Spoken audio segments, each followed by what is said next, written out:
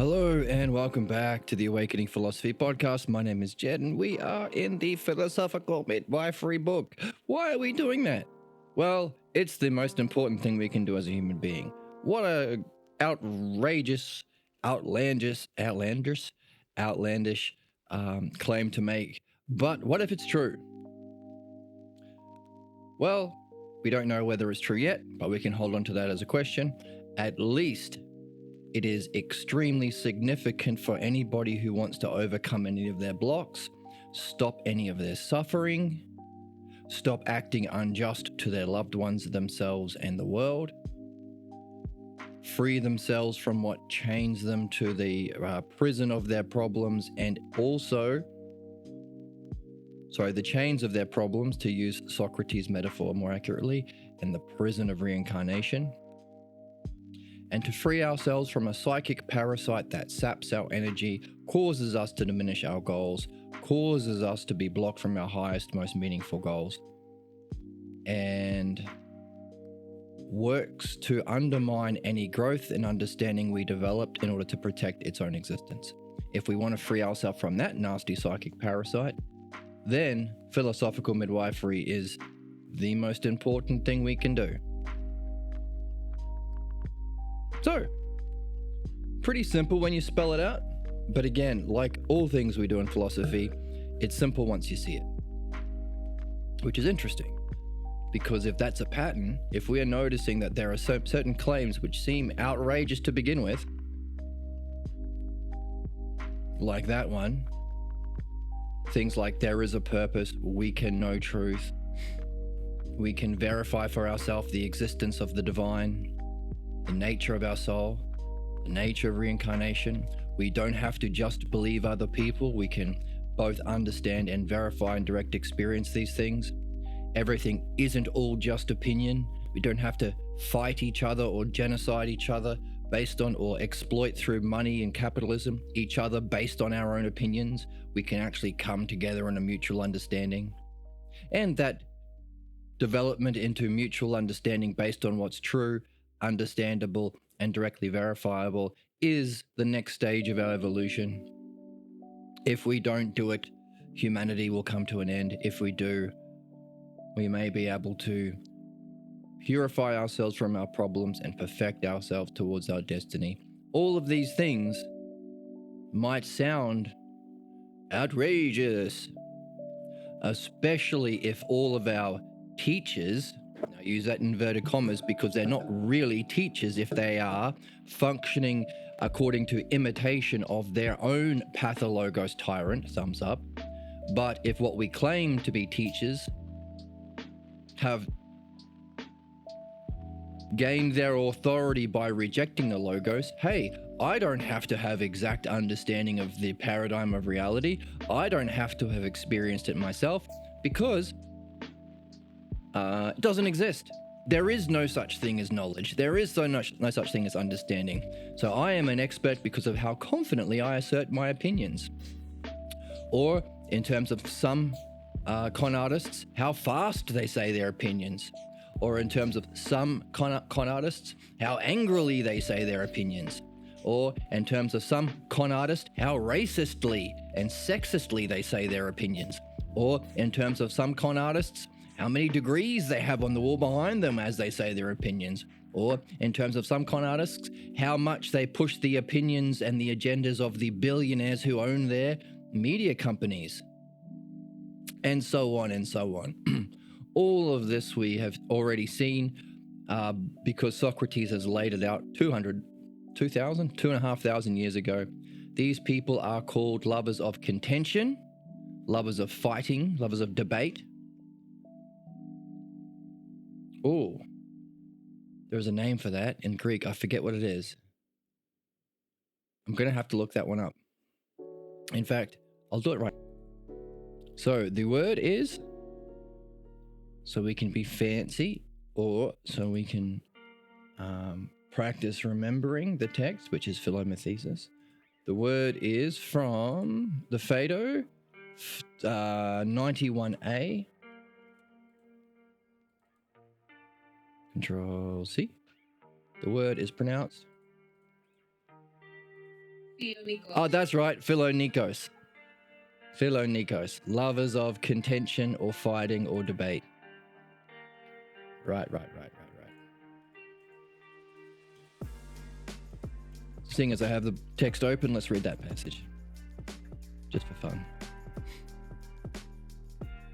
Socrates, we should guard against the condition that we should not allow into our soul the dangerous conviction that there is nothing sound in the Logos. So, this is interesting because what are we learning about the Pathologos? It functions to undermine the Logos. There is no understanding. There is no understandability in the universe.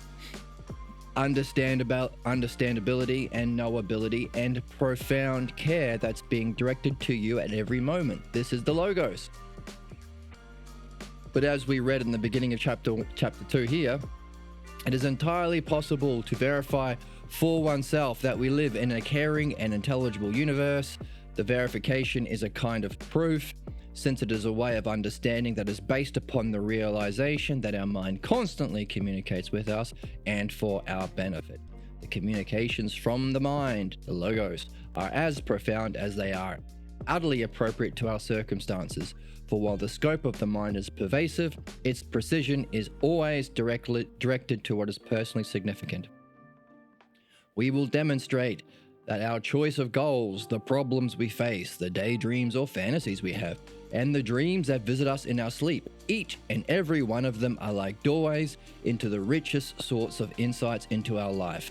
What we discover through these insights is that the mind itself provides ample evidence of its own goodness and intelligibility. That's the opening of this chapter. One of the greatest openings ever written, some say, and those some are me. And in direct contrast to that, we have this 90E of the Phaedo that says we have to guard against this dangerous conviction, the direct opposite of what is true, what we just read. The direct opposite is one of the most dangerous conviction in the soul, that there is nothing sound in the Logos.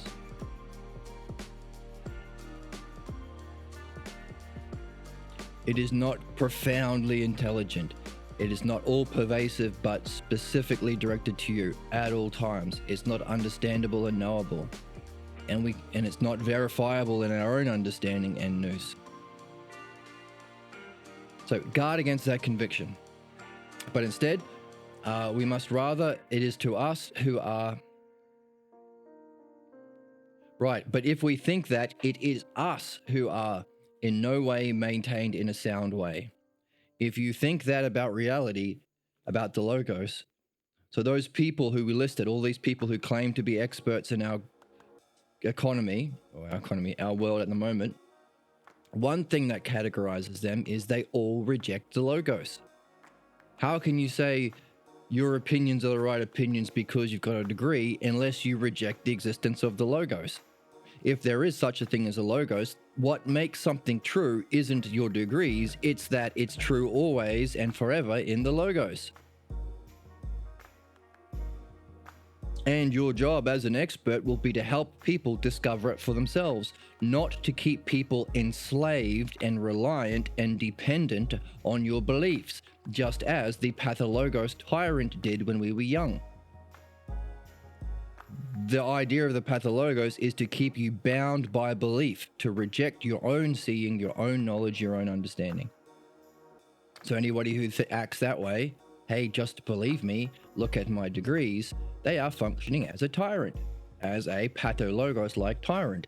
And we can not only recognize that, but recognize it's caused by our understanding of it through midwifery, which is neat. In other words, we don't have to throw pitchforks or brandish pitchforks and wield tiki torches, whether it be to those people who reject the Logos and in favor of their personal officially verified beliefs with a PhD, Or the people who claim that there is no logos and therefore their opinions are better because they are loudest. Right? Turn on the television. The fascists who support fascism or conservatism, either way, they are angry. Or look how angry I am. I must be right. And whenever they are asked questions and they don't want to answer them, they will just pretend to be angry. Or the people who reject the logos and their opinions are right because look at how many muscles I have. Look at how many Bugattis I have. Or the people who reject the logos and say that they are right because look at how much money I have. Look how many car companies and media companies I own. Or reject the logos and believe my opinions and beliefs and worship me as your new Pathologos tyrant because I speak directly to God somehow in a way that you can't do because you don't wear the funny hat. You are not the chosen one. You are not the prophet. You are not the chosen people. All of these people who point to those things as what makes them knowers have in common this one thing.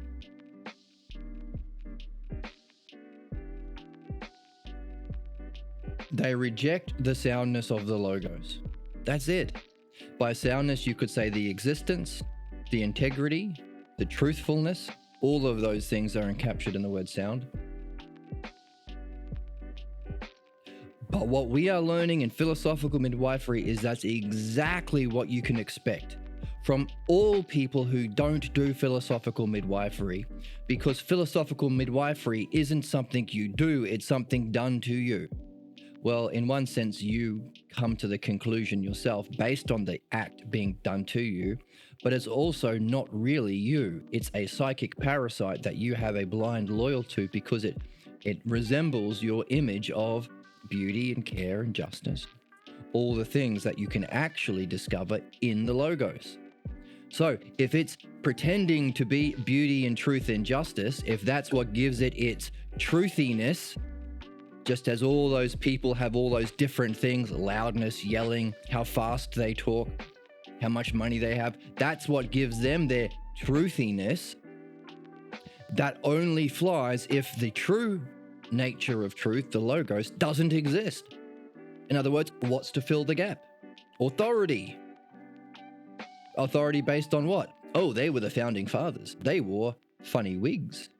No, he has all the money. He's better than us. No, he's of white colored skin. He's better than us. No, look at his Bugattis. He's better than us. Look at how fast that little man talks. He's better than us. Bollocks. These aren't real things that are marks of authority, because true authority is truth. And what makes something true isn't even authority. It's the logos. So what makes them the same? They all reject the soundness of the logos. And of course they do.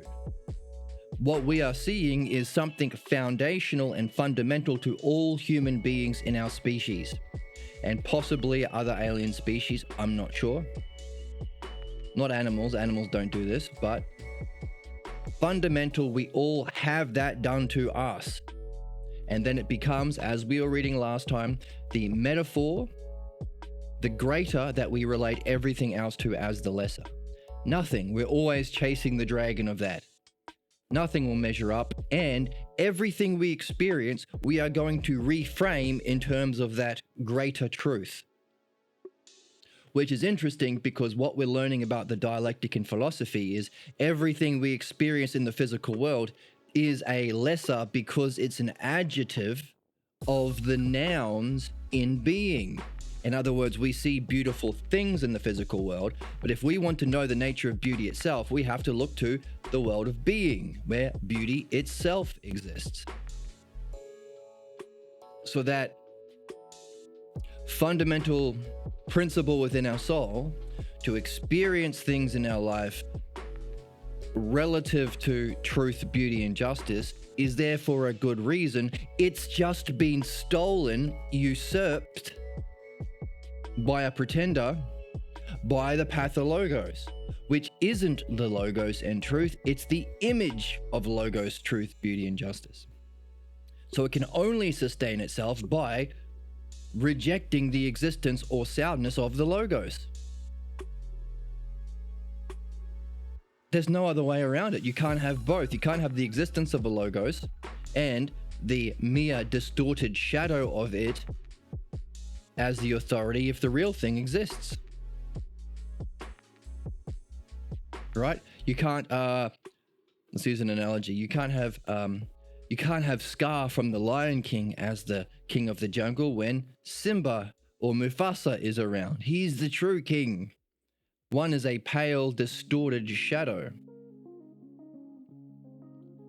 Now that's the nature of the Pathologos, and that plays out in everyday life for us as human beings right now. All of our experts do that.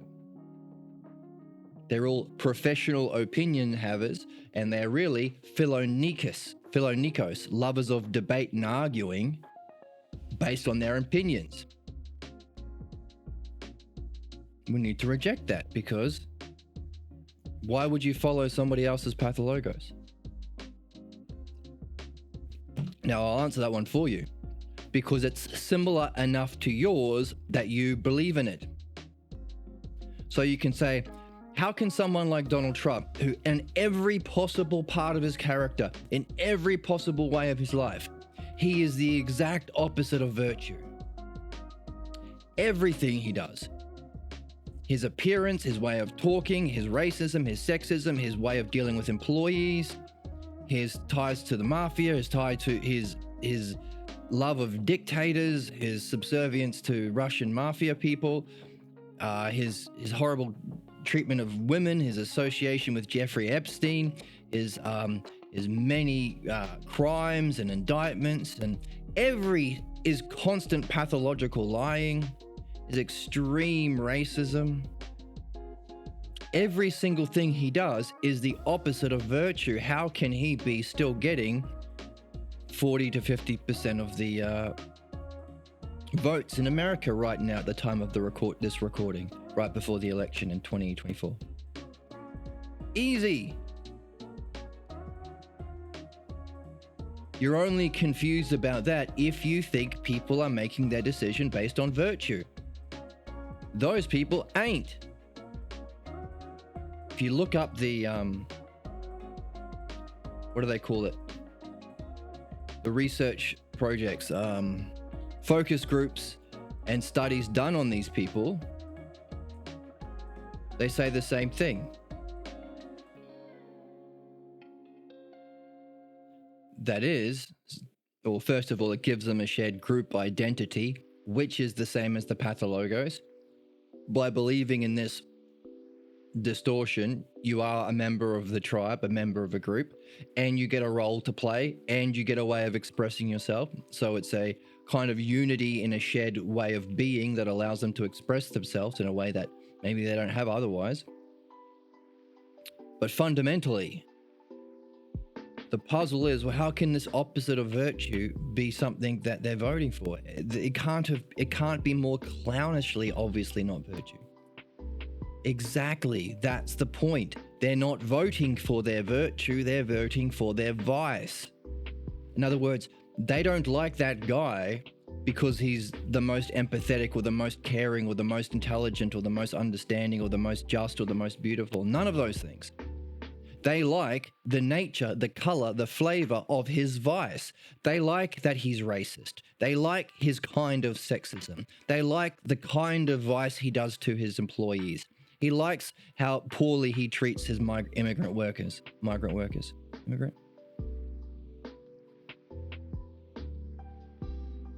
They like that his brand of sexism. It's their fantasy of what they would do if they had the power and wealth that he had, because people fantasize their Pathologos. That's what we read. Our daydreams and fantasies that we have are richest insights into our Pathologos. In other words, the election is between, do you like your vice or do you like virtue? Now, of course, that doesn't mean that the other team is actually truly representing the Logos, because that would be true virtue. But they are making a show of caring about virtue. Or maybe dropping some crumbs of virtue while they are beholden to the wealthy, powerful people, because that's capitalism, that's the system. As they say, no people in charge of the system would give the people the power to vote them out of their power and wealth.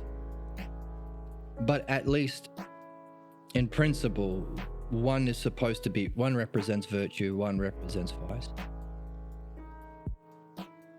And of course they do. Because how many people on our planet are familiar with the Pathologos? Only a handful. I don't know how many. Maybe 100, maybe 1,000. How many people are doing the work in philosophical midwifery?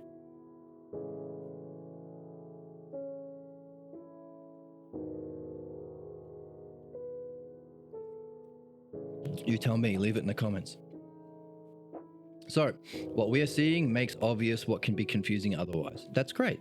And that's the principle of today's talk. What's simpable is... What's simpable? Simpable. Yes, it's simpable. We are simping for simplicity. What's simple is only simple when you do the work of being puzzled and going through the steps of the Logos. So, back into that quote from the Phaedo. We should guard against this condition. We should not allow it in our soul. This dangerous conviction that there is nothing sound in the Logos. So what Socrates is saying about this dangerous conviction in our soul, we are understanding as the Pathologos. The word Pathologos isn't in Plato. Now, there are reasons historically for that. The age that Plato was when his teacher Socrates was murdered. That's a different story. The point is, we can understand it. We can put a word on it. So it's not that the Logos is lack soundness. It's that it's us. That's a big theme in the Phaedo. It's not the Logos that causes your problem. It's your lack of mastery of the Logos and the activity of the dialectic, which is a fundamental part of the mastery and use of the Logos. In other words, so what do? If you have a problem, don't blame the universe. Don't blame the Logos. Don't even blame the self, yourself. Blame your lack of mastery of the art of the Logos and dialectic. Simple as that. Speaking of simple, we are engaged in this podcast of mastering that art. That's why we're reading Socrates and reading philosophical midwifery. So, we are using the art of the Logos and dialectic to guard against that most dangerous conviction within the soul that there's nothing sound in the Logos, the Pathologos. Reading on, we must bravely and eagerly. So if you're talking about the courage needed in this, so we talked about courage, commitment, maturity, and how rare that is. And eagerly, hopefully this is fun. Hopefully it's significant. The stakes of doing this makes you eager. It's important, it's significant. It's the most significant for your soul. And if you are fortunate enough to have come across this podcast, you have a rare opportunity to do the work that your soul is here to do. Don't squander it. Be eager in your pursuit of your purpose and destiny. If you don't do it now, maybe you're going to come back as an ant or a dog or something like that, and it might take you many, many reincarnations before you come across a philosopher again to say, hey, by the way, you're here to do something, master the art of the Logos, which is midwifery and philosophy, the dialectic. So bravely pursue it, eagerly pursue it, and hopefully it's fun too. We have fun drops. We have Joe Rogan saying, I don't want to eat a monkey. That's a lot of fun. So hopefully you enjoy the channel. And of course, if you have any suggestions or you want to donate any equipment, to make this journey more fun, then please reach out, and I'm happy to upgrade the system that we set up we have here, add more sound drops. So eagerly, we must bravely and eagerly pursue being maintained in a sound way. For you and the others, for the sake of all life still to come, so people who are still, like Socrates is about to die, everyone else, so this is for the sake of your whole life, and for me, for the sake of the death. So this brave and eager pursuit of the mastery of the art of the Logos and the removal of the Pathologos is for this life and our next ones. So otherwise you run the risk of not maintaining a philosophia attitude about the self. Love of wisdom. What's wisdom? The virtue of following the Logos. So what do? We bravely and eagerly pursue the self through the Logos in this life and out of this life. But just as those who are quite unenlightened, interesting that he dropped the word unenlightened there, because it seems to be a approach to learning and rationality, how to go from false beliefs to true understanding. But of course, we know that true understanding is verifiable in nous. You have to experience the realm of being, experience the state of being dead. So of course it's spiritual. It's the true paradigm of spirituality. So the word enlightenment does fit. Okay, so those who are unenlightened have a love of debate and fighting, a contentious attitude. Philonikos is the Greek.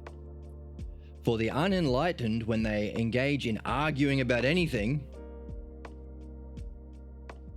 every single I was going to say every single right-wing conservative, every mainstream television network in Australia, all of the right-wing pundits and fascists and grifters and the right-wing griftosphere,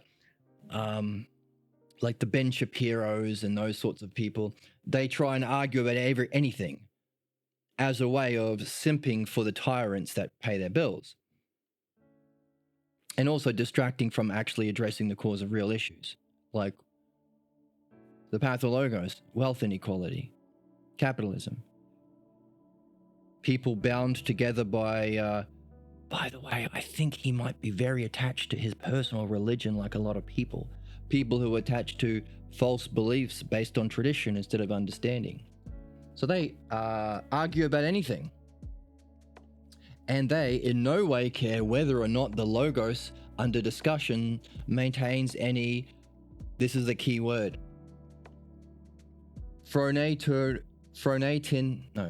let's nail it down. It's phronesis and ousia together, which is fascinating because ousia is the state of the way, it's the eye of the soul. It's the way that we can apprehend true being and the Logos, because the Logos exists in true being. That sixth sense. It's also the nature of being. It's not physical. That's ousia.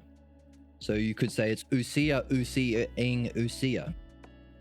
But phronesis is beyond ousia, or if the word ousia is the ability to turn about upon yourself.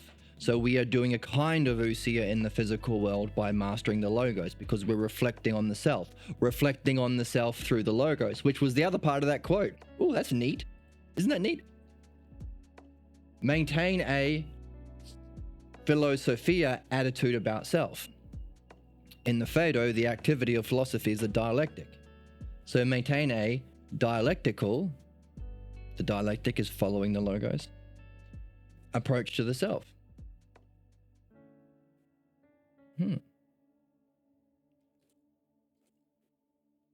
So we are reflecting on ourselves in this way, but the same kind of thing, operating on a higher dimension, a higher level, is the direct experience of nous, mind out of the body, turning around and reflecting on itself and knowing itself. And if you approach that, you could also call that the experience of self, the highest experience of self. So you could say, to make sure you carry the logos with you, so you can make sense of it.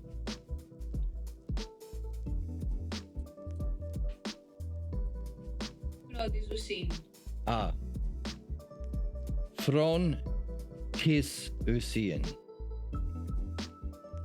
So phronesis and ousia. So phronesis like ousia. So the question is, well, if the ultimate experience of ousia is mind knowing mind in the level of being, what the hell is this? How do we experience the self, the true self? What kind of grasping or apprehension of ourself is it? This is a key word, phronesis, because above the love of learning, philomathesis, is philosophy. Above philosophy is love of phronesis, philophronesis. What is phronesis? Perhaps this key word, phronesis, is a kind of reflecting on ourselves or experience of the self that is beyond experience. It's a phronesis ousian. Now, hopefully that makes no sense, but you are puzzled enough to eagerly pursue that as a question and bravely hold on to it, just like he said in the sentence. Okay, so the others, all of those people we mentioned, be they political leaders, grifters, teachers, whoever, who justify their personal opinions in various different ways, the thing that unites them is they reject any soundness in the logos. Otherwise, they can't be a tyrant. Anyone can understand. And how they'd be teaching would be helping people to read so that they can go through this puzzlement and quests and discovery that we are going through on this channel, because that's how you go from beliefs to understanding. And we would say, yeah, of course they all do that. Not only on the principle that you have to dismiss real truth if you want to be a professional opinion haver and claim your opinions are true, but also because of this fundamental principle of what it means to be a human being. We all get a pathologos. So unless you have done philosophical midwifery, you're going to be living out a life playing out the implications of your pathologos until hopefully someone says, wake up, and you reflect on what you've been doing and you realize, holy crap, I've been kind of a zombie or taken over by a kind of psychic parasite that has made me act against my own interests, sabotage myself and my highest goals in various different ways, and especially sabotage my own understanding, the logos. If you do wake up in that way and you go through that kind of self-reflection, ousia, you awaken ousia, might be at a low level, but it's still a new level. You can look at ousia as all the different levels, different kinds of ousia. You have a new kind of self-reflection on your problems, then you're in the game. You can start midwifery. Otherwise, you're going to be like these jerks. Actually, let me pull this up so we can read it together.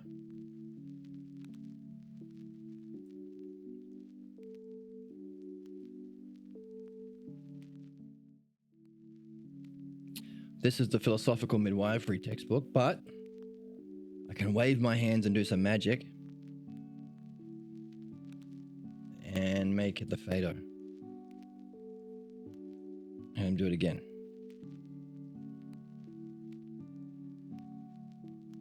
Still not working. How about I do this? And then I do this. And then I press this button here.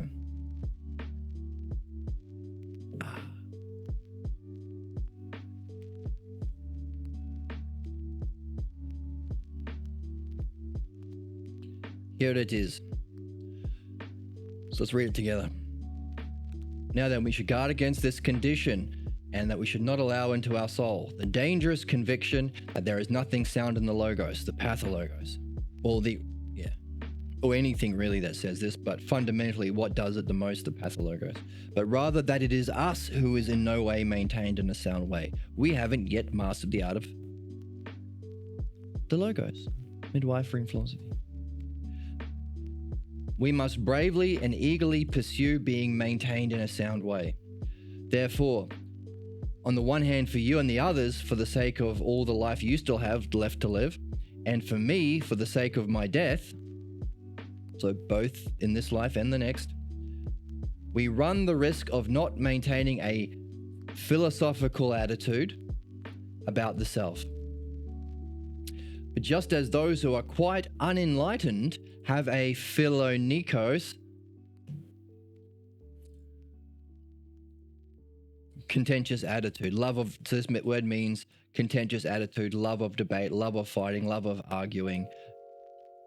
For the unenlightened, when they also engage in argument about anything, that meme, prove me wrong, or there's like a series now where people sit around in a circle and they run to the middle of the circle to debate the right-wing fascist to see if they'll change his mind. They never do.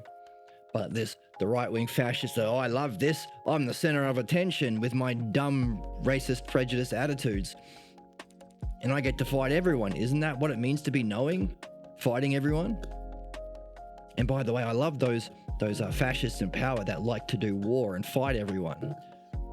And I like it when my religion does genocide and fights everyone. Contentious attitude. Debate. Now, even the philosophers. There are some philosophers I like on YouTube, but they can fall into this trap too. Of course they can. They're human beings, and unless they are practicing midwifery, they're going to.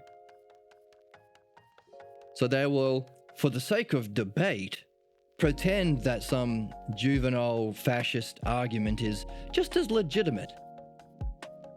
I saw, what's the video? Let me give you an example of this. It was an interview with, I'll pull it up because it's a fantastic example. Right, there's somebody who is I was going to say a philosopher, but kind of like a educated in the modern system of philosophy called Alex O'Connor. And he's good at using reason in a lot of areas. Of course, he needs to wake up to the Logos. That's the nature of this channel. But he has a recent video that was recommended to me. It has 232,000 views in one day. Wow. Where he talks with a guy named Destiny. The title of the video is Elon Musk is an F*** king idiot. And even Alex O'Connor, who is a, philosopher, can I use that word? Engages in this debating. They pretend that the nonsense, irrational, fascist talking points that are never made in good faith of these right-wingers are legitimate and should be wondered about and considered philosophically. Why? For the sake of debate. But that's the thing. The problem with one of the problems with modern philosophers is, without the Logos, what are they doing? They are in the same position. What are you going to do with your philosophy degree? Debate people. That's it. So what's all of the channels of philosophy on YouTube other than this one, all about Platonism and Pierre Grimes videos? Debate. They may have learned how to use the reason, but unless you're directing it to being, self, and the Logos, what are you doing? And unless you have removed your Pathologos with philosophical midwifery, you're going to be using your debate skills to defend your own kind of problem, even if you claim to be a philosopher. Now that video is funny because straight away Destiny, like he asked, these fascists are saying, it's good to be racist against them and make them suffer and die because they might not vote for us. And Destiny said, get the hell out of here, like F off. That's garbage. It's just racist nonsense. No one would vote for those racist, sick, ignorant jerks unless you were already unless you grew up in a family that indoctrinated into you their way of being from the beginning. In other words, it's not brown people that's the problem. Anyone from any country wouldn't support Donald Trump and the Republicans and conservatives. It's a nonsense argument. Why are you pretending that it has any legitimacy and it's just an equally valid opinion or another side of the issue that we should have a debate about? That's garbage. And of course, Alex O'Connor didn't really understand that because he's been on YouTube for a while, and what's the currency of YouTube? Philonikos. People love debate, they love drama. And without actually understanding the Logos by doing midwifery and reading the Balboa translation of Plato, what else is there to do? You're stuck at the cognitive level. Have we got an image of this on the board?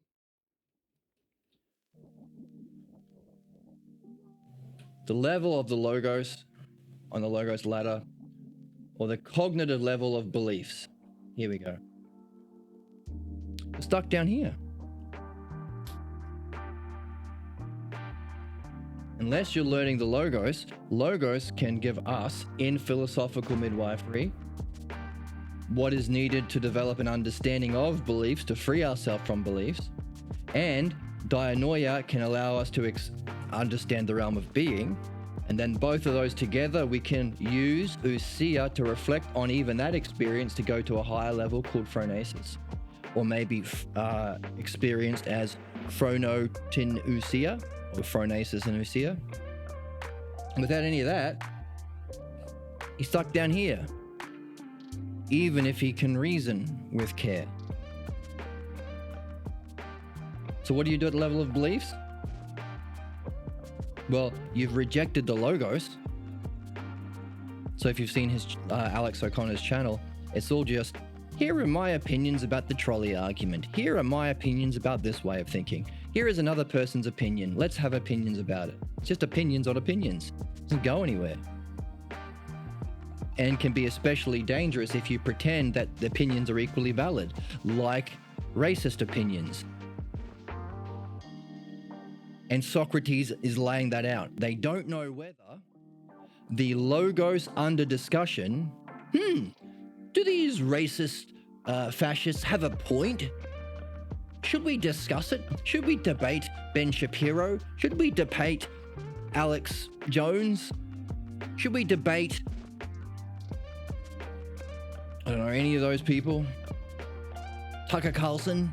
Should we debate Donald Trump?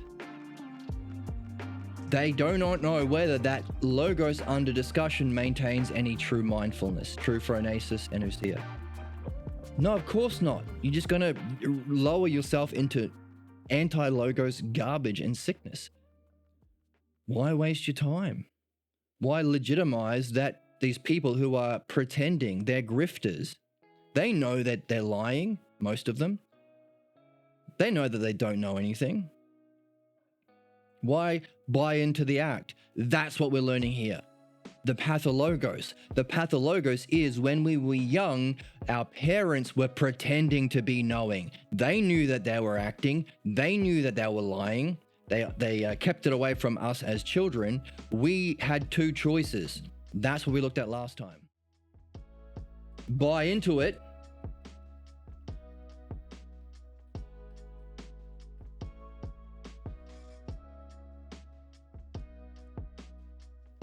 Accept the actors and performance as real, or reject the whole performance as a mere act. So Alex O'Connor, as Destiny said to him, so Destiny did well on that. I only watched the start of it, but That was enough to see that he was doing well. Destiny. Only in that he was saying, don't buy into it. It's all a performance. It's all racist garbage that they're lying about because, number one, they want all of the money, and they know that if they appeal to the racism of the poor people will vote for the people for their own tyrants. They'll vote for their own enslavement. That's that famous quote that we look at sometimes.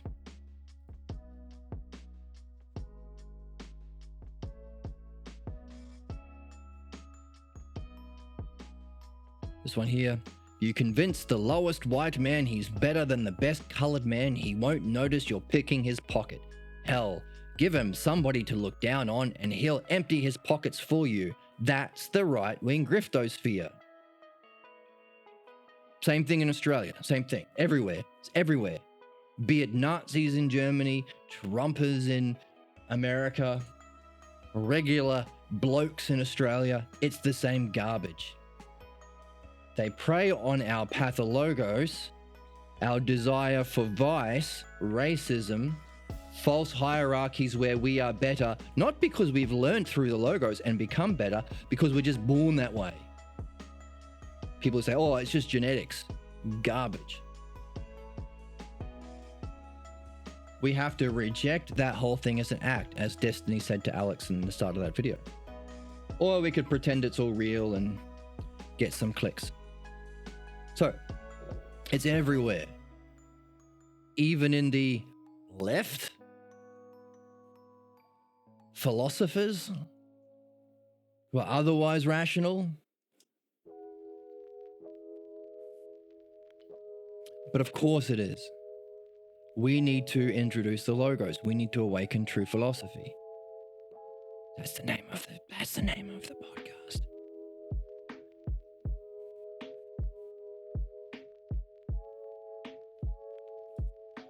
It's always fun when we say the name of the podcast. It's like when in the movie Transformers, Optimus Prime says, "We are Transformers," and everybody goes,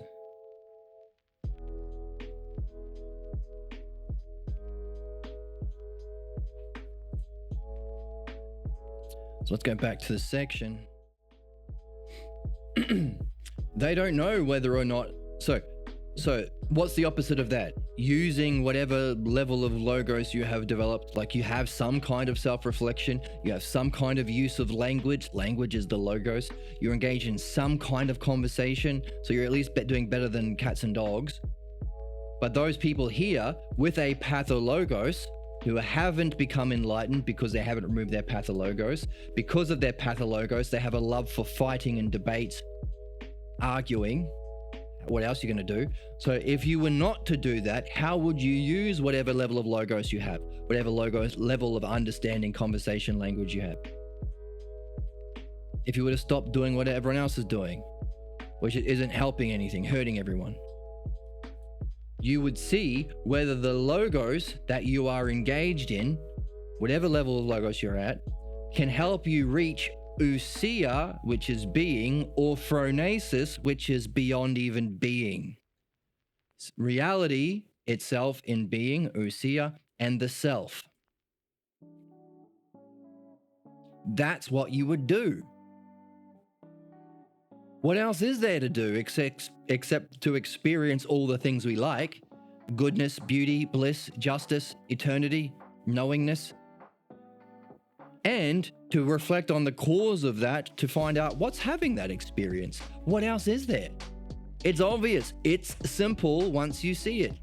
And of course it's simple because we are learning that the pathologos is against those very things. The self, you stink, and reality stinks, and functions to sabotage the logos. These are the big three. The big three, the big triad. The first hypothesis, self. The second hypothesis of Parmenides, the being. And the third, the functioning of the logos. Now, I'm referring to the hypotheses of Parmenides. Parmenides, so even before Socrates, Parmenides outlined very carefully. Now, we've only gone through the introduction and first hypothesis so far at the time of recording, but we are because the second hypothesis is a bit more challenging. Well, I mean, it's all challenging, but is a bit more intricate. We are going to go back to the Parmenides after we've done some work in midwifery and after we've read some other Platonic texts.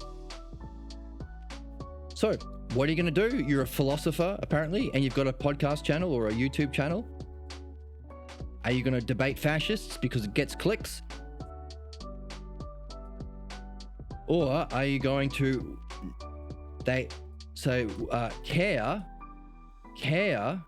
care whether or not the Logos helps you reach phronesis or ousia, self and reality? Because those people don't care. You go to school. By the way, I don't think studying this will help me reach phronesis or ousia, help me reach self or pure being. What will your teacher say? I don't care. I don't care if it benefits your soul. I don't care if not doing what benefits your soul will keep you suffering and imprisoned. I don't care. Because I reject the Logos. I haven't done midwifery. Or because I haven't done midwifery, I'm carrying an ignorant false belief that there is no, or self is bad and reality is bad and Logos is bad. So I don't care. Or my paycheck depends on me not caring. They will in no way care whether or not the Logos under discussion maintains any phronesis or ousia. That's under here in the Greek. But on the other hand, they are only eager that those present believe that which they set forth. Yeah, no joke. Because they're stuck here. Here we are saying no joke to Socrates. No joke, Socrates. We just said they are stuck at this level of ontology, being, and epistemology, thinking. Their participation in the Logos is right down here. So they don't care whether or not it helps you develop the Logos, love of dianoia, philodianoia, the dialectic. They won't care if what they're talking about, spending their time doing, helps them reach ousia, true knowledge, true being, true justice, true beauty. They don't care if what they're talking about in their physical world or YouTube channel helps them go beyond even to phronesis or self. They won't care.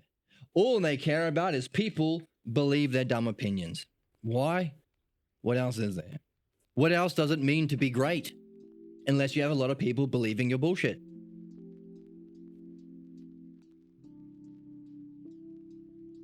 Right? Isn't that make America great again? Trump has shown no interest in actually understanding the truth. He'll say anything. He'll just directly contradict himself in a sentence. Who cares? Because he knows that he's trying to appeal to the beliefs of people who are going to give him lots of money and give him lots of power. The sword. So no joke. We are developing this by reading the text. We are freeing ourselves from this by reading the text. We're using that freedom and learning to also develop questions about this and this, because we're freeing ourselves what is false about the self, what is false about reality, what is false about the Logos. We're freeing ourselves from all of those crosses by reading the text. So, easy answer to the question. If you weren't doing what Socrates is saying these people will inevitably do, perfectly describing exactly what everyone is doing 2,500 years in the future in 2024. Well, our question is, what would you do instead? Read philosophical midwifery. Back to our question. This is the most important thing you can do.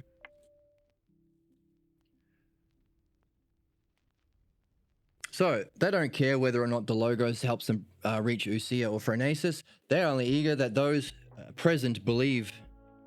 Yeah, present. They'll tell a different story around different people. And it seems to me that in my present condition, I only differ from them only to this extent. For I shall not in any way be eager for people to believe what I say is true. I'm not trying to get you to believe me, says Socrates. Only if it was secondary.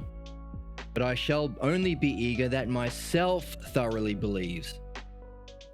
That anything I say has to be. It's true, but I can see that it has to be. That's why I believe it. For behold, and the word's not selfish. The word is, let's nail this one down. So let's nail this word.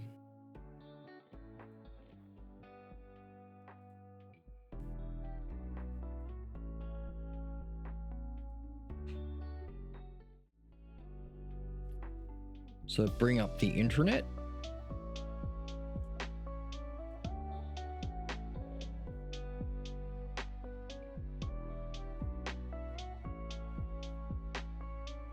Yeah, there we go.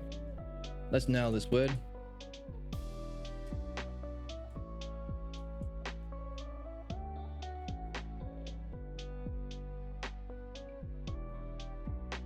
Oops, hang on. There we go.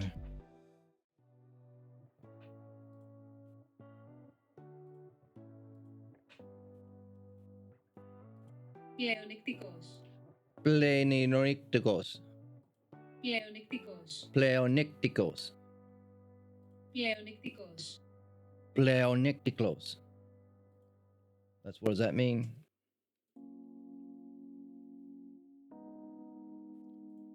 We looked this up before.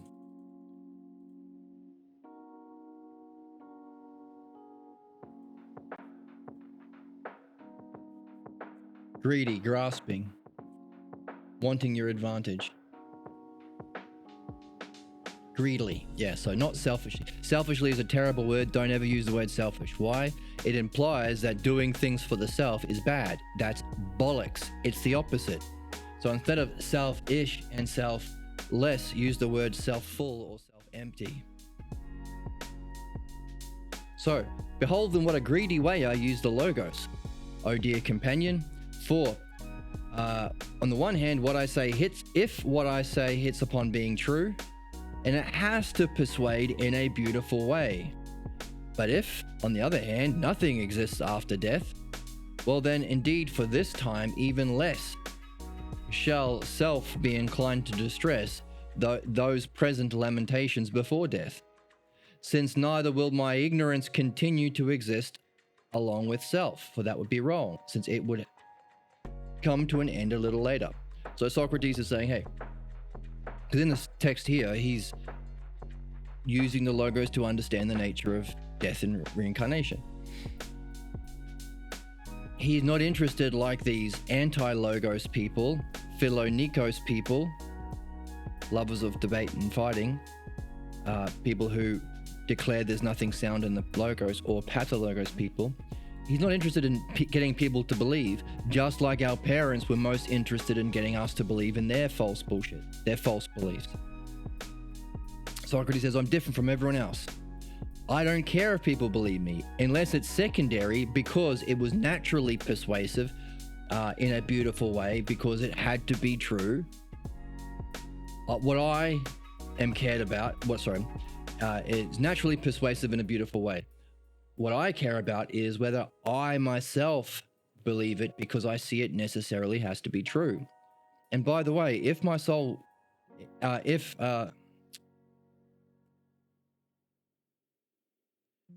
our soul doesn't survive death, then you know what you lose? Your pathologos. This pathologos that we have been learning about and imprisons us will not continue to exist along with self. Notice, it's not even on the table that self can die.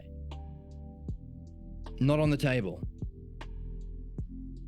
Not possible. There can't not be self. There can't not be a first cause.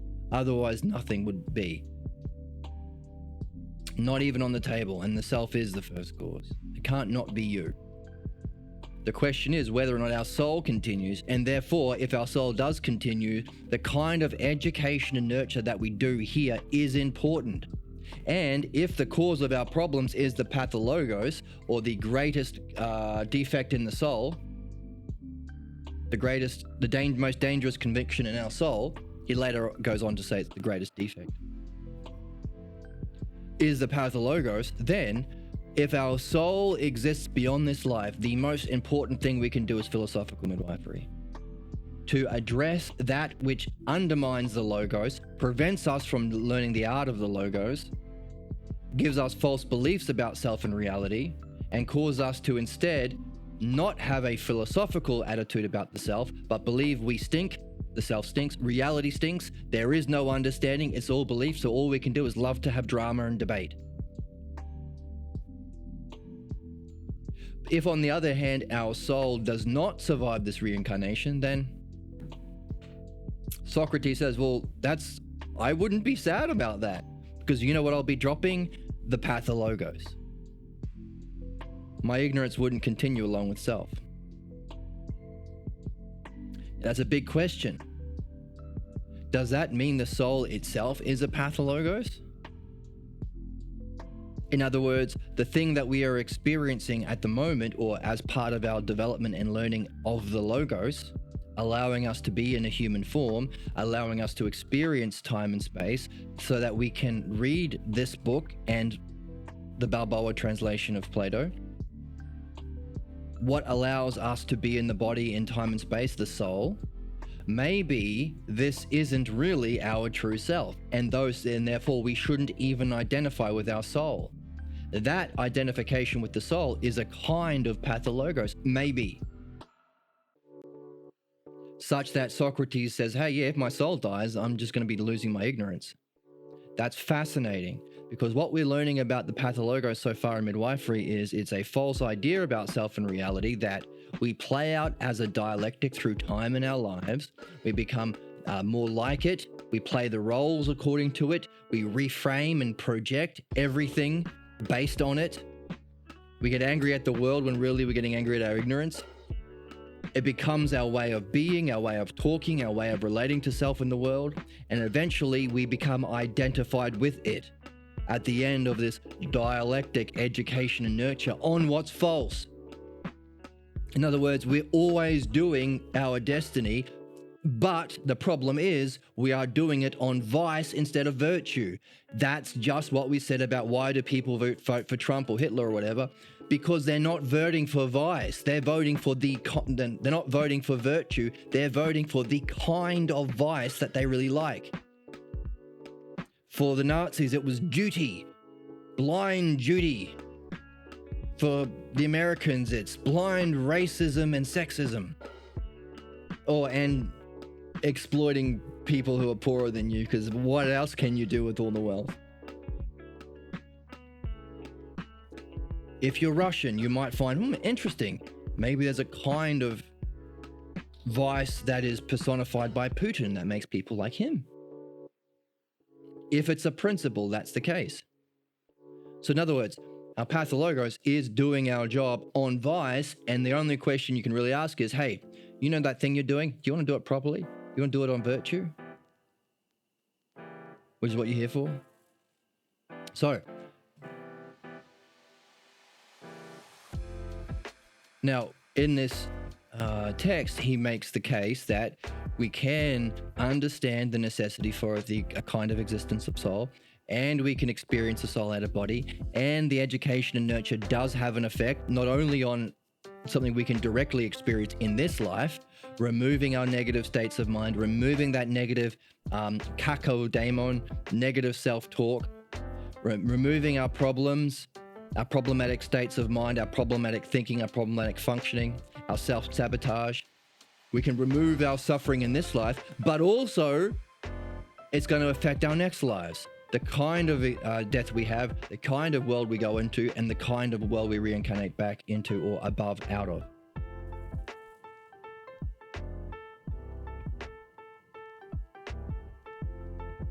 But even if that wasn't the case,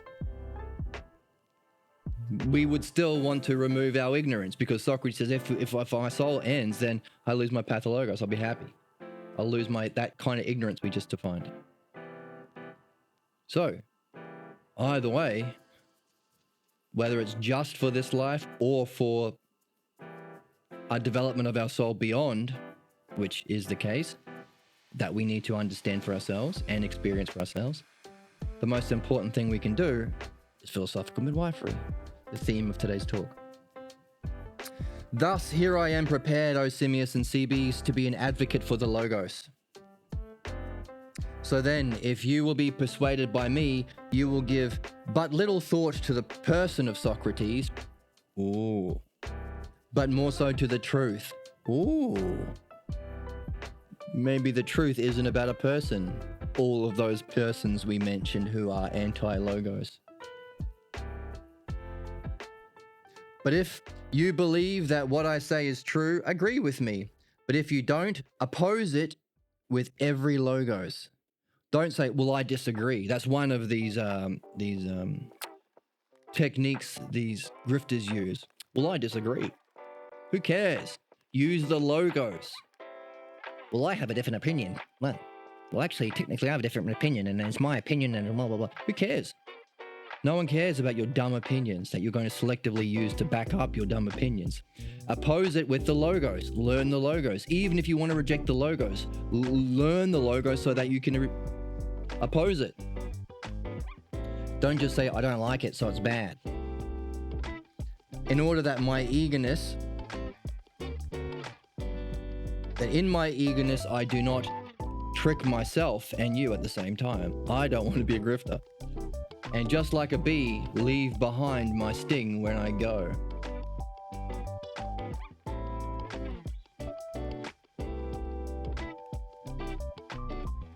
So that's an important quote, because he is talking about everyone in our society 2,500 years ago.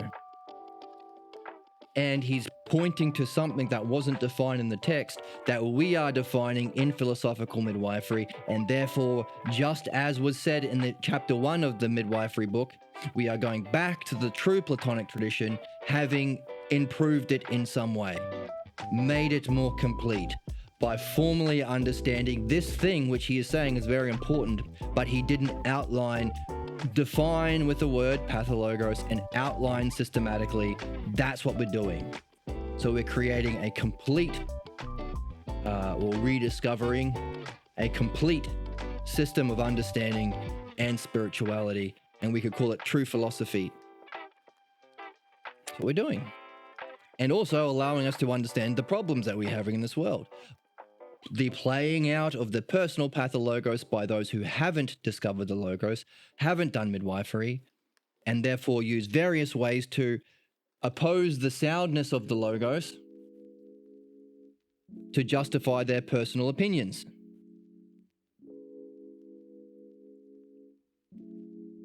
And therefore are a lover of debates, philonikos. And they'll talk about anything and without realizing that they should be using their time and Logos to reach phronesis and ousia. It's exactly what's happening. All of them. Why? Well, again, how many people are reading this book? And not just reading it, but doing it. How many people are doing their best to understand and remove their pathologos? 4 people? 5 people? 6 people? How many people?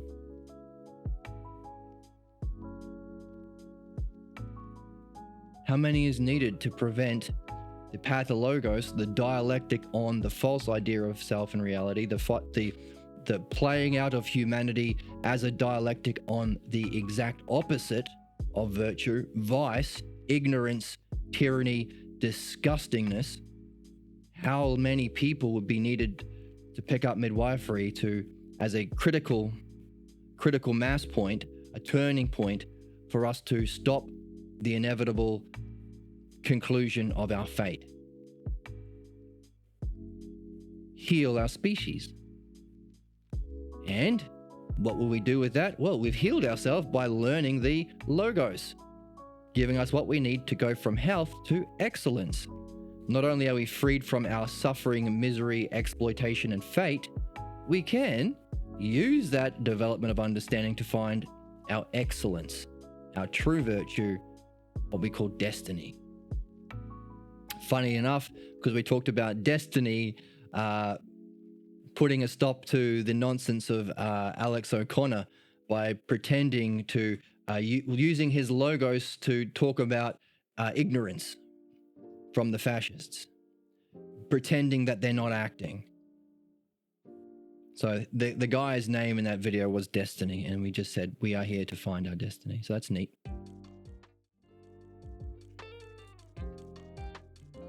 Climb this ladder, Alex. And don't take it personal. We literally said everyone's doing it, except for those 5 or 6 or 7 people who are doing midwifery. But hey, you can join that club, even if you're Alex, so long as you don't take it personal. And you instead use whatever integrity that you've learnt by debating all of these fundamentalists and religious nut jobs. Use whatever integrity that you've seen by them and everything you've learned about their way of being. Hopefully that will make you eager to not be that, and you will not take it personally the same way if you challenge their false beliefs, they take it personally and attack you. Don't be like that. Don't take it personally. Discover something curious and wondering about it, and be unlike those people that you debate against, and actually wonder what would it be like to master this text, master the Balboa versions of Socrates, and learn the logos. So that was a special invitation to Alex, but not really. It's to everybody. Anybody who comes across this will have sort of a trigger because they haven't removed their Pathologos yet. We're learning to do that thing. So the Pathologos will try and get you to undermine your learning of this text. Don't watch this podcast. So you'll want to take it personally, but you don't want to, you want to pretend that you are actually being just by giving up. So you'll have to make an enemy out of something else, an enemy out of the logos, an enemy out of me, an enemy out of Socrates. The very thing, like even in, I'm sure Alex has seen this himself, he starts to show the falseness of the beliefs that these grifters have. What do they start doing? Oh, you're very argumentative, Alex. Oh, you're very ignorant, Alex. Or actually, you're a bad person, Alex. Actually, you're not believing me immediately, so I'm going to use words that make you into a villain so I can justify attacking you to escape the reasoning. It's tyranny 101. Just attack the personality of the person talking as a distraction from the logos, so you can make them into an enemy, so you can justify acting unjust towards them because they're a bad guy. They deserve to get beaten up. Easy.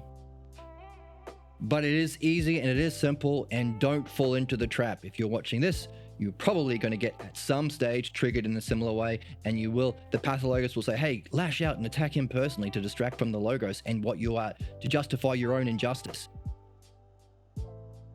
Recognize it. I know that. That's fascist. That's tyranny 101. I'm not going to do that. And stay on the quest.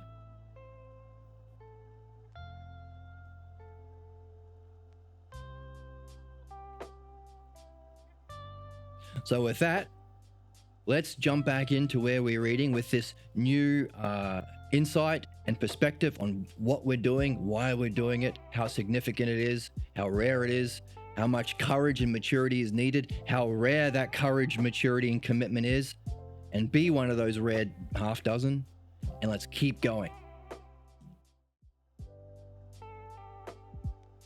So let's jump back into the text and keep going. So let's bring it up. There you go. Let's go back to where we are. Where's my little... Here it is. So let's jump back into reading from here. So here we go. So all of that is in opposition to the fact that it's entirely possible to verify for oneself we are part of a caring and intelligible universe. So important. Email Alex, tell him that. Email your friends.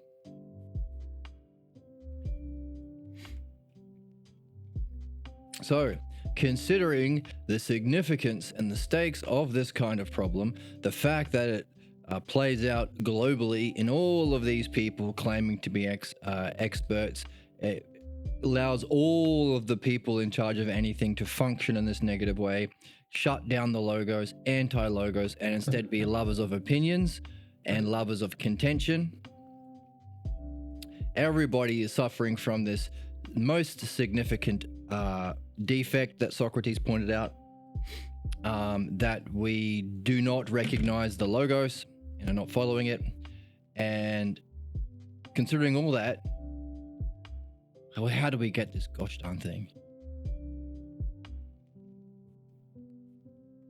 Well, already we've recognized that it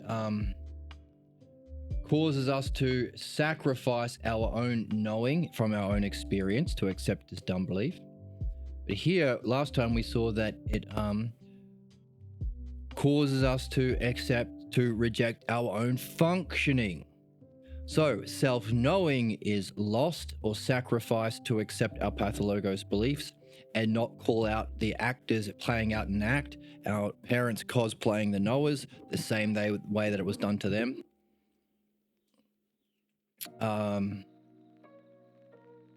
So that was our self-knowing from our self-experience. Now we are sacrificing our self-goals. Now, what are our most important self-goals? Well, as we've said today, this, which requires reflection, introspection, being absorbed in a kind of private reflection and personally satisfying activity. That's what we're doing. So we sacrifice our ability to function in our most important, meaningful, significant ways. In order to what? Escape criticism and conflict. That was one of our big problems last time. Last time we also said is when we were doing well that the most disgusting nature of humans come out. This was our, goes back to the whole, would you rather be in the wilderness by yourself with a bear or a man? And women would say bear. Because while bear is sort of off and on in terms of whether it's going to eat you or not, whether it's hungry or full, humans can act in the most disgusting and vicious ways if they can get away with it, like alone in a forest.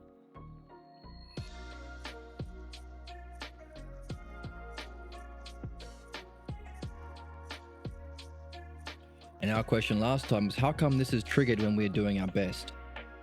How come people want to yell abuse at LeBron James, but there's less of a desire to yell abuse at the 14-year-old playing high school basketball?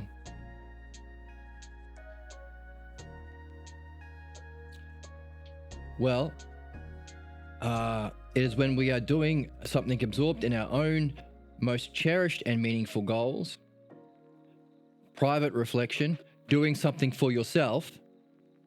It doesn't benefit your parents. It's not all about them. That's when they come up. They intrude, make it all about them. And a child will, if they're only praised when doing some domestic chore or practical task, might they conclude that being practical escapes conflict, criticism and conflict? Same thing. Maybe you're talking about this in the park with your friends, and then someone who would nothing to do with you somehow feels compelled to rush over and attack you. Why? Why do they care that you are absorbed in private reflection in a personally meaningful activity? That's stupid. Because that's what was done to them. They want you to do a domestic chore or practical task, be a slave, because that's what will escape conflict and criticism. And if they're repeatedly told that they should help others, yes, the best you can be is helping others. Help others, help others, help others. Yes. Well, what others? Well, me, says the parent.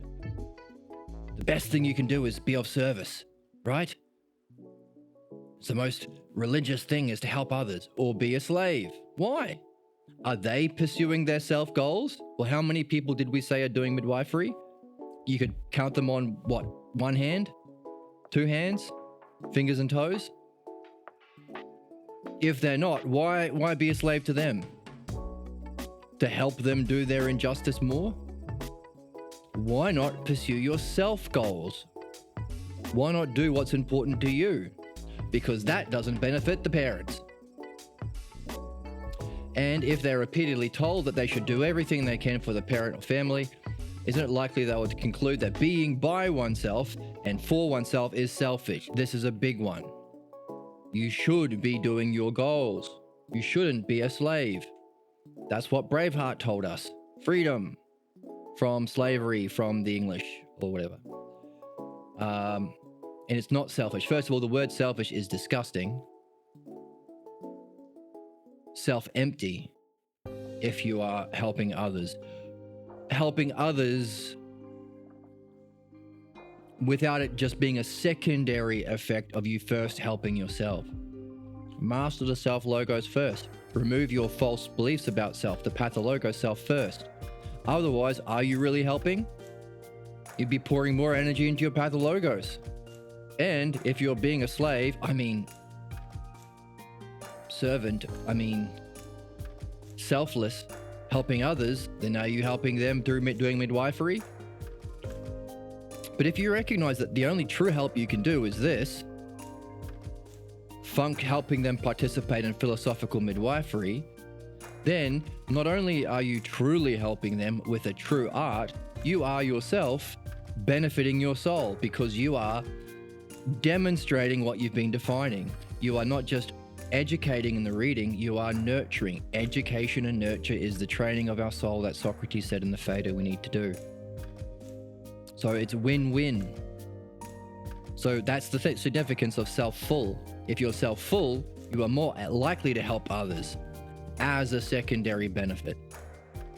Just as Socrates said, isn't it what wild?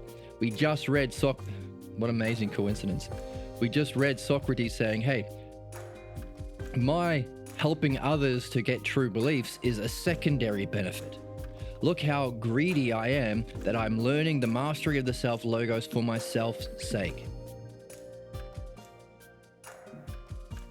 So greedy isn't a bad word. Maybe we should use the word self-full. Look how self-full I am. We would rewrite it if we did. We would say, look how self-full I am, pursuing the mastery of the self-logos for my self-benefit. Not to convince other people of my dumb beliefs, like all the others do. People claiming to be philosophers, but are really lovers of opinion, philodoxia. People who are anti-logos and lovers of contention, philonikos. The benefit that I will have on others will be secondary to my self-benefit. That's the game that we're in. That's what we put behind. That level of functioning is what we sacrificed in this origin scene. So after repeated episodes like this, might the children not conclude that being introspective and speculative about life should be avoided?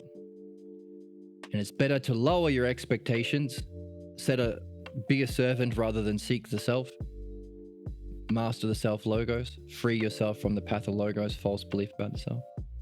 Lower one's effort than seek an unattainable goal. Let them crush your dreams, we would say. Thus, practical goals are substituted for the ideal, and compromise soon becomes a solution to everything. Yes, we've just talked about today, Alex, that philosopher guy, compromising with racist, fascist talking points to both sides a debate.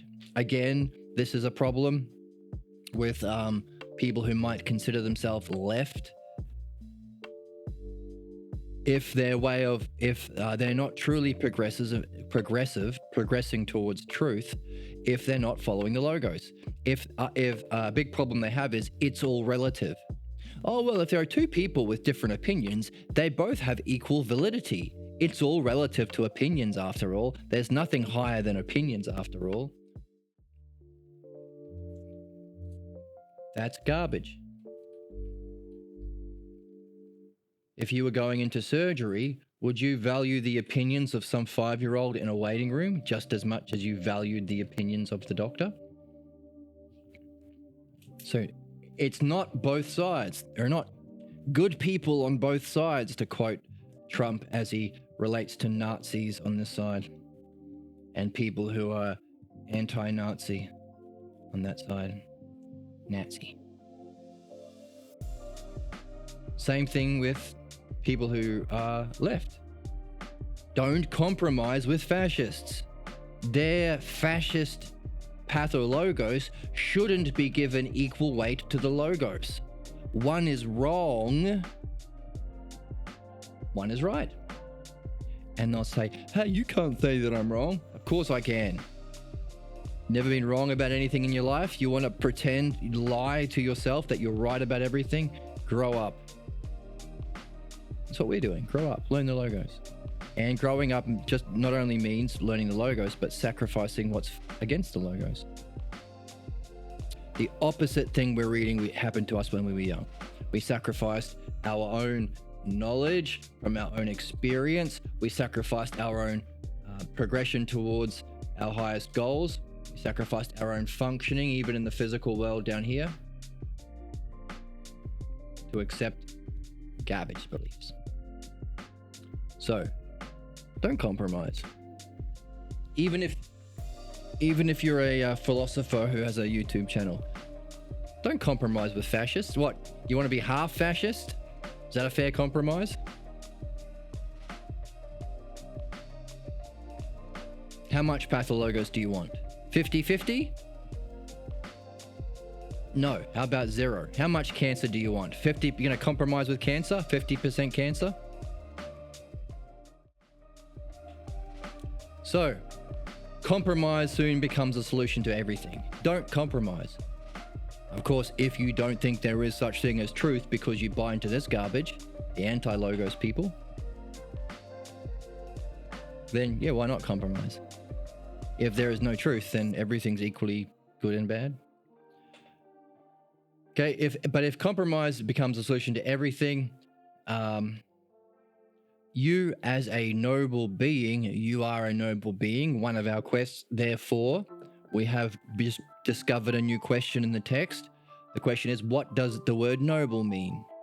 Because our author is telling us something of our nature. You are a noble being. Therefore, we have to use the text to discover what exactly that means. So take that, noble, noble, noble, put it in your head. Noble, noble, noble, noble, noble, noble, noble, noble, noble. It's like a little,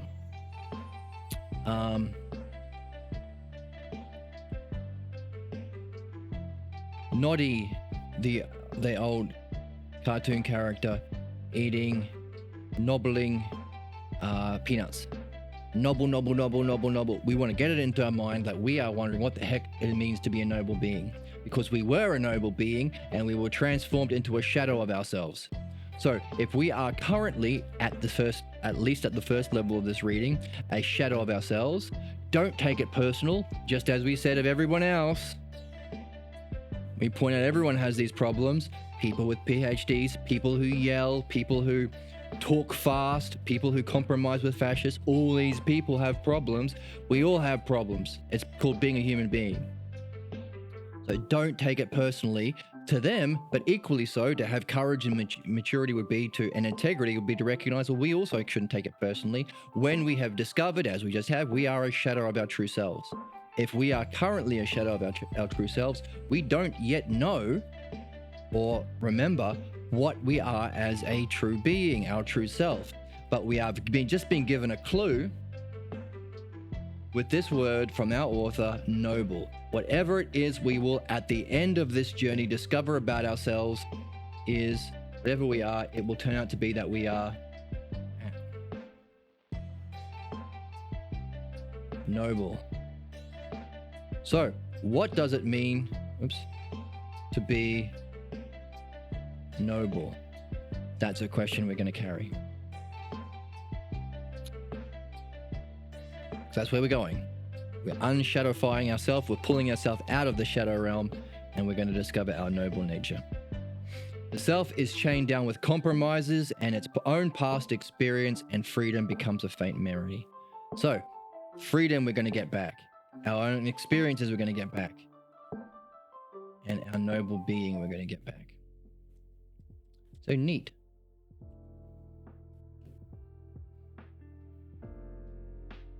We also know that authorities take advantage of this moment of, this is important. Authorities take advantage, right? We just talked about being in a park, talking about this, and some random stranger takes advantage of our high functioning to impose their injustice. What are you guys talking about? Bloody philosophy. Go do practical chores. Be of service. Take advantage of this moment of openness for the imposition they're imposing. It's got nothing to do with you. Get out. Rack off, we would say. Imposition of the belief. The imposition of the pathologos is what it's called. Imposition of the pathologos follows this open state simply because that openness challenges. Oh my goodness, that's why.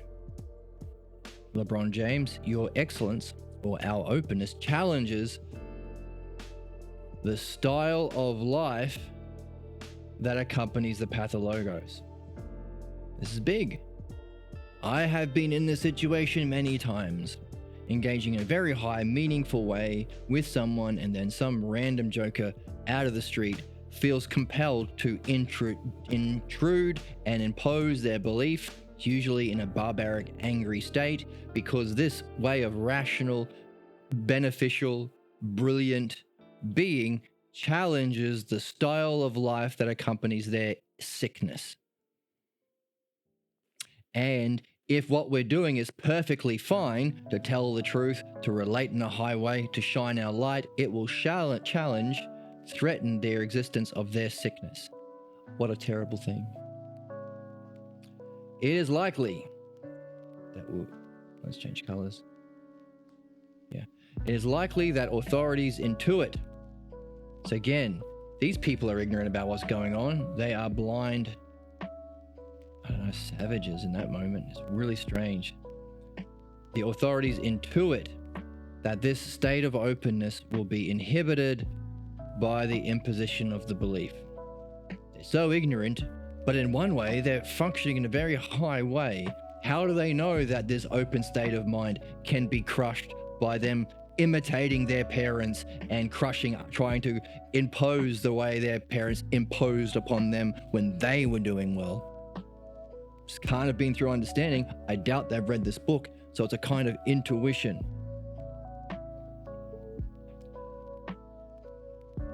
So open state will be inhibited. So the authorities intuit that the state of openness will be inhibited by the imposition of a belief. To prohibit or inhibit this state from emerging is to subvert the reality of one's own experience. What we might call self-policing sheep or self-wardening prison inmates. For this reason, the pathologos, it is this reason that the pathologos learning is always incompatible. So pathologos learning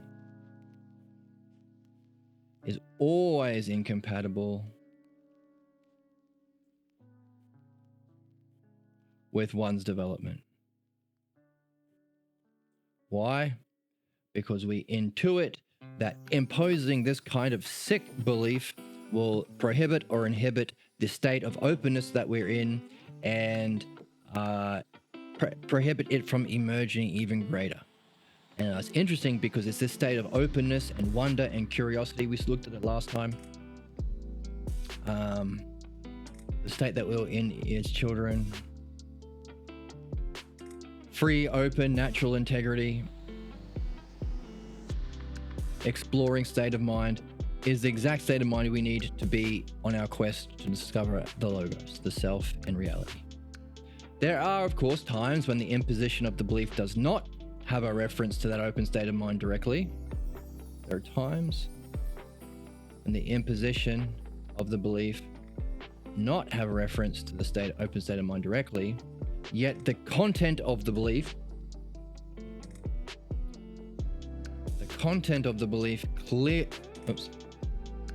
content of the belief clearly has reference to it as the object of the lesson.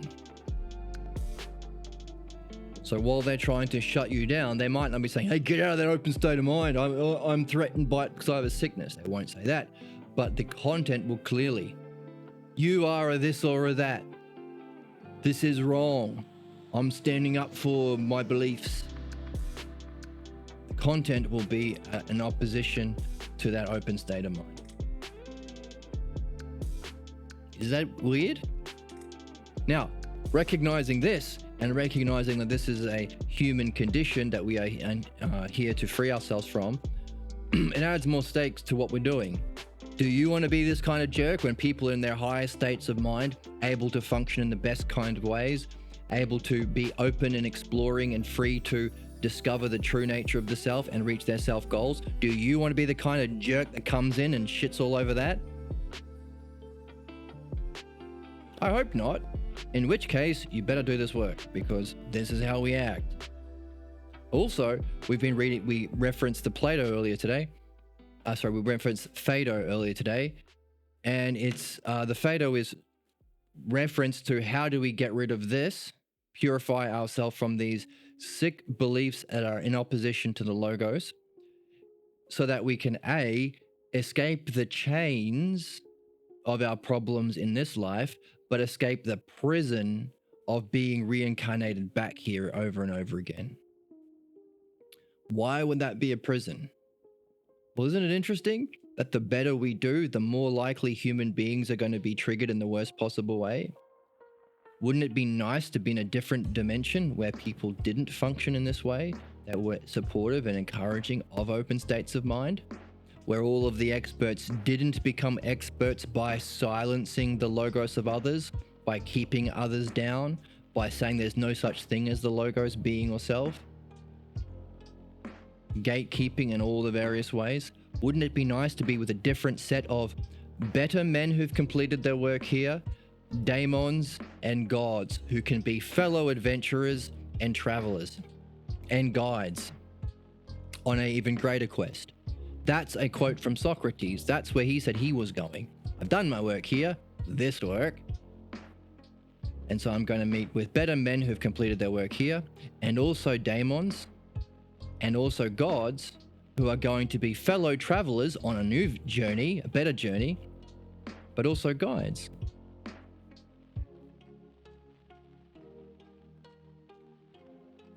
Would that be neat? I think it would be neat. If it is, another reason, not only so that you don't act as a jerky way like this to others, but so that you can maybe do what you need to do to get entrance into the club upstairs, the greater club. As Socrates is telling us, we can only reach if we do this education and nurture, purify ourselves from what's false about self-reality and Logos, and perfect our art of the Logos about what's true. There are many subtle ways. Let's use green. Many subtle ways by which family or clan members. This is the thing when you're reading, oh gee, do I want to say this? Why? It's true. No, but it's when you mention someone's family that people become most vicious and most offensive and most disgusting. But it's true.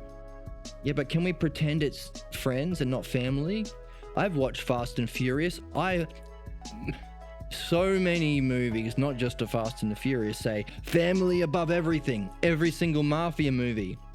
What are the movies that people claim to be the greatest movies? Scarface, The Godfather. Bollocks. Those are disgusting movies because they are glamorizing the Pathologos. What's mafia? We are going to be very unjust within our family, and we are going to take injustice to virtue. That's what it means to be a mafia.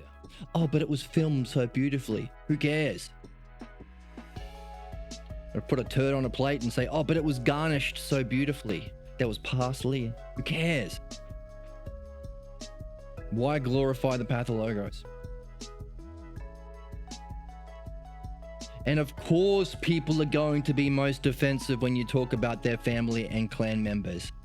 How else do you think the Pathologos, the exact opposite of truth, has the effect to dominate our whole lives?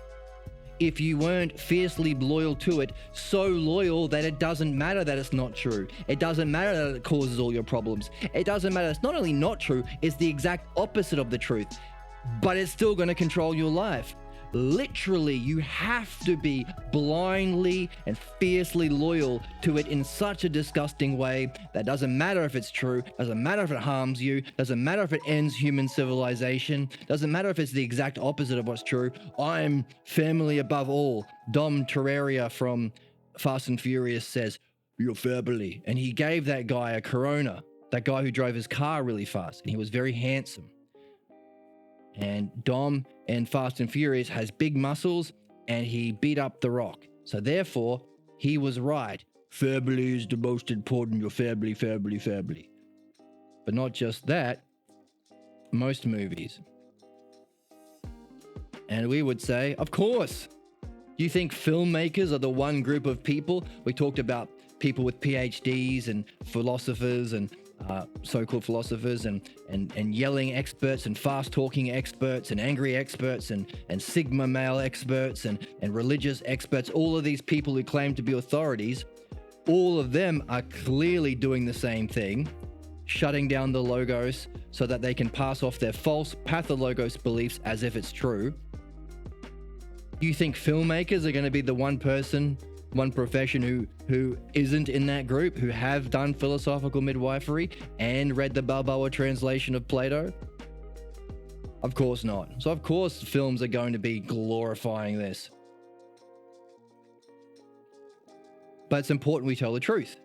That's maturity. It takes courage to tell the truth. It takes integrity to tell the truth. It takes commitment. Because our soul is going to say, yes, that's true for everyone else, because I've seen a lot of dumb family and clan members, but not mine. Not mine.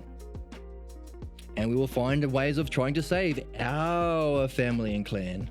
Yes, okay, I understand it's a principle, but actually, did you know that my mum and dad overcame adversity?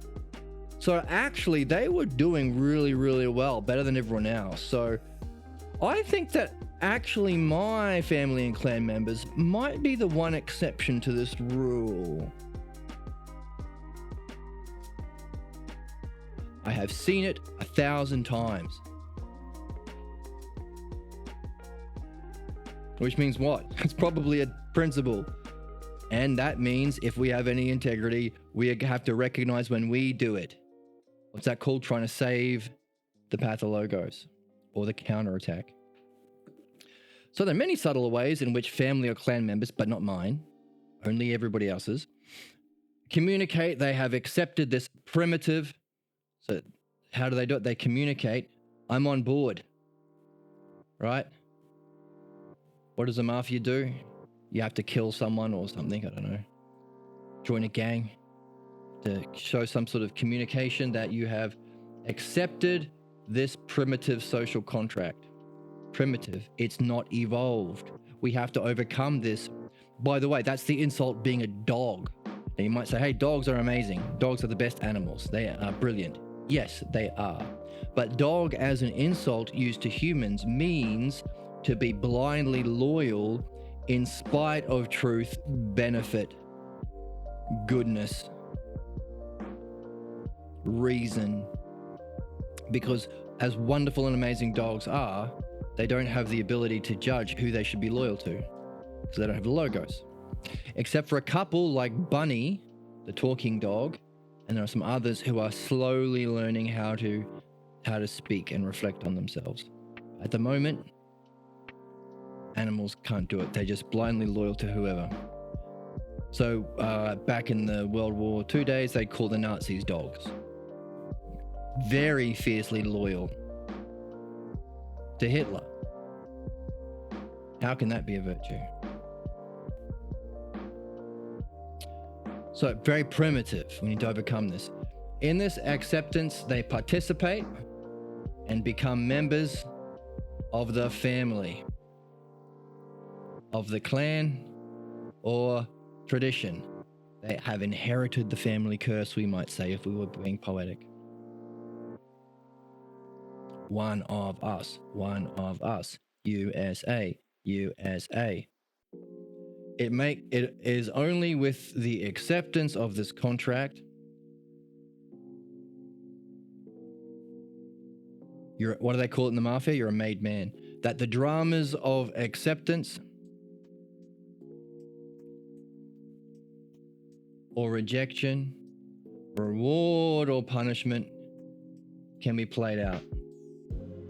If you don't care to be a part of the team, what are they going to do? Threaten to kick you out? You're not going to be one of the Jets anymore. The Jets from that. You're not going to be a true Sigma Alpha if you don't accept this contract.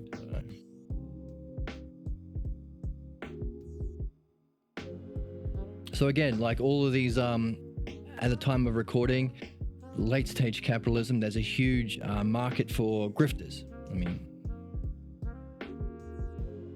there are new people trying to set up new grifts that make it clear what's going on. So there are a lot of old grifts in play, people who are multi-billionaires and have systems to get people to, like oil companies, you have to pay a subscription to use your car every week.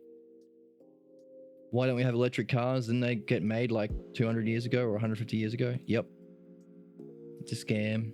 But we have these new grifters who are saying like, sign up to my course and you have to pay every month and you can't take a break. Otherwise we will reject you in some way or we will demote your points. You won't be an alpha member. You'll be a beta member. So you'll lose. These are all easy to see expressions of this fundamental principle that plays out from childhood. Only when you accept the contract do you want to be in that alpha sigma grind set group course can it be played out.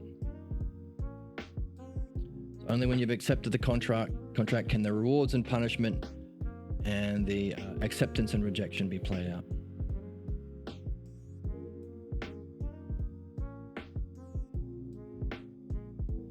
It defines the roles. It sets the protocols. It determines the kinds of relationships that are acceptable within its sphere, as well as those outside its orbit, right? What's the principle that so we said another way of understanding the right versus left bollocks that plays out in politics is one group's a Pathologos party or a vice party. Do you like our vices? Do you like our color of racism? And one's a virtue party, of course, lacking the logos, so not really virtue, more sustaining the status quo and hiding the act from the members. We're going to pretend we're for you, but really we're for the billionaires. We're not going to be openly disgusting and fascist and tyrannical as they are. We'll throw you a few crumbs. So what do they pray into? Especially the vice party. In cave good, outside cave bad. Doesn't matter if Trump breaks the law, but as soon as the other team breaks the law, they need to lock her up, lock her up, lock her up. Easy to see. We can do crimes, you can't do crimes, right? Basic tyranny and fascism. The police need to. I love the police. Why? Because I know that the police are there to protect us, white rich people, and limit you, poor people and non-whites. Different for different countries, of course. I'm just using the American political theater because it's something that we can all see very obviously. It's very clearly all of these archetypes are so comically represented in American culture that it's very easy to see and point to. So the law needs to protect without binding me, but bind without protecting you. So the laws are to make us wealthy and powerful and have no binding, free to do whatever we want. That's the rich. Whereas the opposite for you. The law has to maintain the status quo so you can never challenge our wealth. You can never get wealthy. But also not allow you any freedom or protection from what all of the things that us rich people want to do. Very, very standard. One of the reasons that we call it late stage capitalism, because hopefully it's so obvious that we can recognize, why are we maintaining this disgusting system of capitalism? Didn't we fight a war against the Nazis? Isn't this just fascism with more steps? Of course, worth finding the origin beliefs by learning midwifery, it as a culture. And if we did replace capitalism with what? Easy. Starts with an L and has ogos.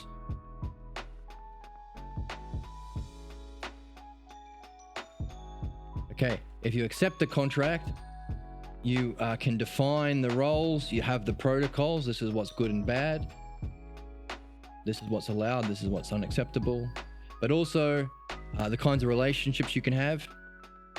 You can talk, but not about your feelings. You can have a girlfriend, but not a brown person. But also who's outside the orbit. Them people who look funny or act differently to me. The skillful use of benefits, praise, love, intimidations, humiliations, exile, and coercion can be used to achieve states of mind. And that's a list. And we know that we have to be reading according to the dialect. So we have 1, 2, 3, 4, 5, 6, 7 terms. A bunch of terms, they are probably terms within a set. Means you have to pull those out, do some work, don't just listen to me all the time. Pull it out, put it into a document, put them in a set, and see if you can find some sort of patterns. That's the fun. That's your Sherlock Holmes cap. That's you wearing it. Can you arrange them in some sort of order or hierarchy? Can you see a pattern within the terms? Maybe you can't. That's okay. Keep it as a question. Maybe you will later. It'll pay off down the line. But we have these terms. Praise, benefits, praise, love, intimidations, humiliation, exile, and coercion. What are they used for? Used to achieve states of mind.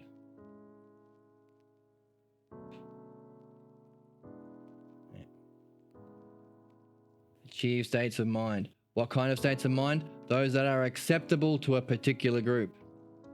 For the pathologos generates, as it were, the pathologos, already got green. Let's go purple. Pathologos generates, as it were, a way of being through managing states of mind for the milieu. So at the root of this, so we have how we act in the world, who we relate to, who's in the group, who's out of the group, what goals we have. Are they practical ones? Are we serving others or serving ourselves? Are we being a slave in the world? So this is all how we function in the world. It has roles that we play. It has an ability to accept rewards and punishments within the system. But at the root of all of that, states of mind. All of this can be seen to flow and emanate from states of mind. You don't have to manage every single relationship if you can manage their states of mind. Hey, right now, you might not be living with your parents. Maybe they've passed away. Doesn't matter. They can still control how you act, who you date, who you marry, what job you go for, how you choose to spend your time because of your state of mind. It's your state of mind. You carry it with you in your state of mind. It's states of mind stuff.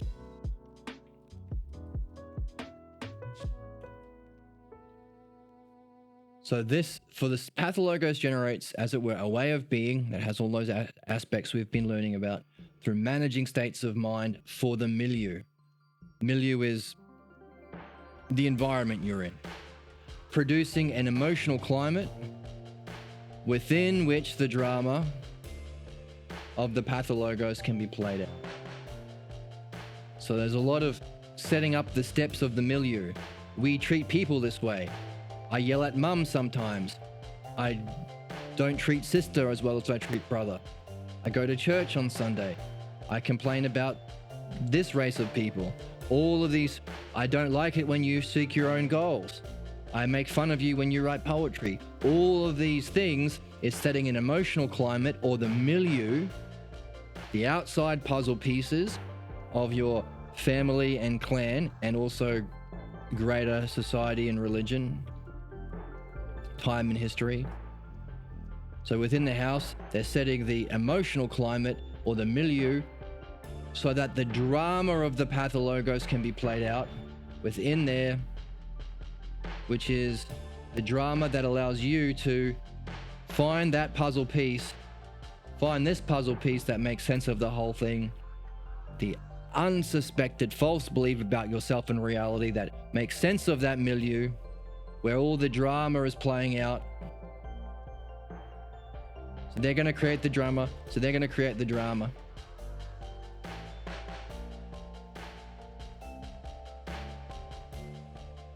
So let's use different colors. That's a bit easier to see. Now let's put it on the board.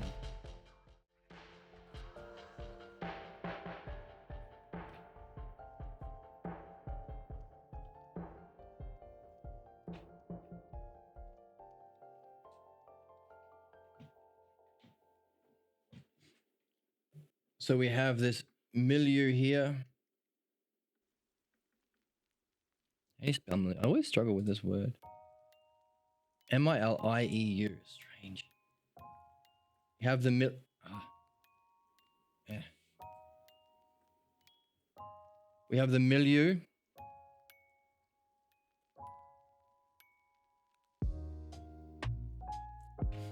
Which creates an emotional climate.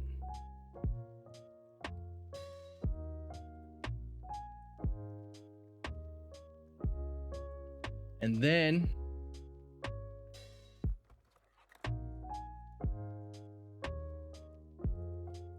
there we go.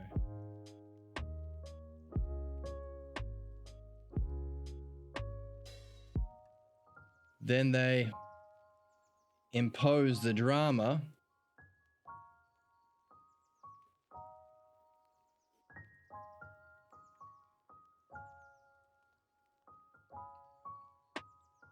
as actors acting out an act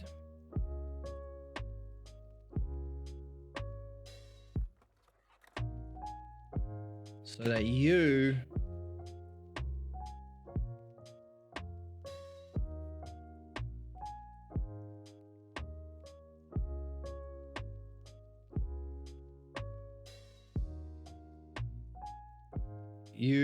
make sense of that emotional climate and that drama with your puzzle piece, which is the Pathologos.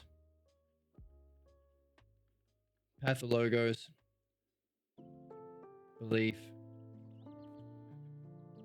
about self and reality.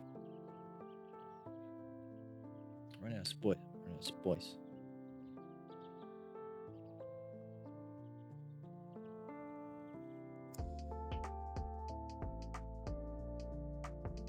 See how this puzzle piece here will only function as a puzzle piece within a puzzle, within all of this emotional climate that doesn't make sense, the milieu, that within which they can act out this drama. That won't make sense. It's an act. It's not legitimate. It's not integrity. Just like all of these people that we mentioned, are functioning in our world. They don't actually care about the truth. They're lovers of debate. They're never going to change their minds unless they do midwifery. They're tied to their opinions. They're acting out an act. They're imposing a drama. They want you, based on their actions, to walk away with a belief that's consistent with theirs. Well, it seems that he's really nice to me when I'm not questioning him. Like, for example, today, YouTube recommended me a video by a guy named CoffeeZilla.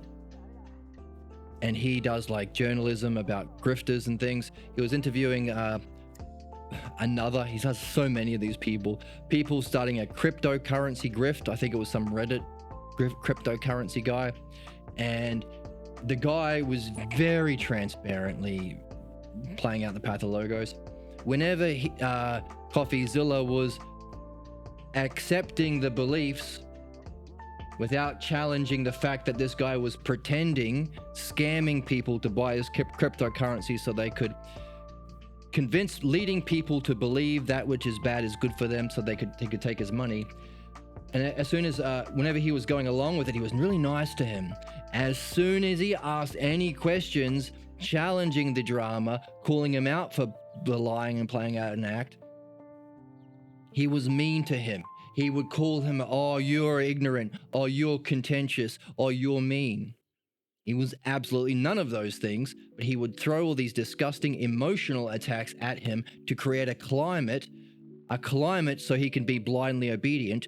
You know, it wasn't working on CoffeeZilla, he's a reporter, but all these other people might buy into it and have all their money stolen. How many crypto scams have there been? Hundreds, thousands, maybe more. People who play into the emotional climate created by the scammer, the leader. You are all the chosen people, so long as you don't disagree with me. Andrew Tate, very same thing. Donald Trump, all of these right-wing scammers, like that Ben Shapiro guy I was talking about, he has to lie.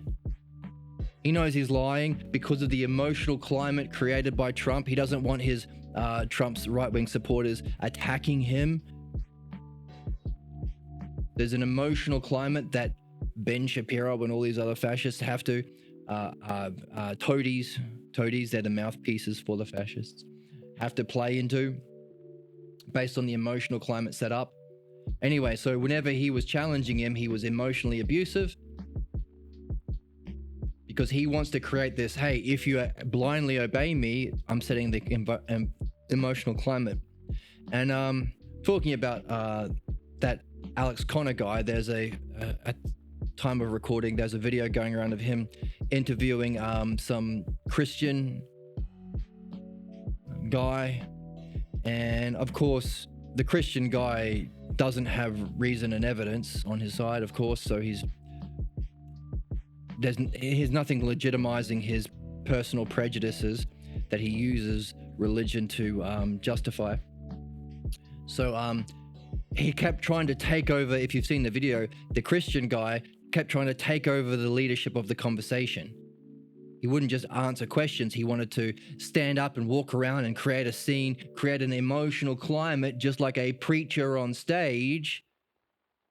Hey, look how charismatic and charming I am. If you buy into my bullshit, you can be loved by me. I mean Jesus, I mean God.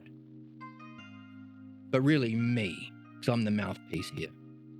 So he tried to do that even in a philosophical debate. It was very disgusting and cringeworthy. But he needed to create that emotional climate so that he could introduce his drama, play out whatever act that he figures out works to manipulate people to buy into his religious nonsense. So that the other person ends up, as we read Socrates saying, ends up believing what he wants them to believe. Socrates says, I don't do that. I'm different in that way. We want to be different in that way. So it's funny to see the exact same principles of our Pathologos origin scene, because likewise, just as this guy wanted to win a philosophical debate defending the fact that Christianity is literally true and the Bible is literally true and all this garbage, that can't make sense. We know that. We have the internet now. That should be the death of religion. Wasn't that said at the beginning of the internet? Internet will be the death of religion. Because nobody's gatekeeping the information. Like for the first 1,000 years, you couldn't even read a Bible. That's how gatekept it was. You'd be murdered. So we can look at the text. Oh, that can't be right. All this stuff about selling your daughter into slavery. All this stuff about not eating shellfish or not having 2 crops next to each other. Every animal on a boat together. None of this makes sense. The world being 5,000 years old. Dinosaurs not existing. None of this is real. I can't believe humanity's bought into that. People in humanity bought into that. Yeah, well, that's because of the this that was introduced, this that was imposed, and in other words, playing out on a macro scale the very conditions and causes that we are understanding played out to us as children, because it's the same game. Our parents want us to buy into something that's false and sacrifice what's true. What's true about ourselves, what's true about our experience, what's true about our knowing, what's true about our self-goals that we pick. And even what's true about our state of mind, our higher states of mind.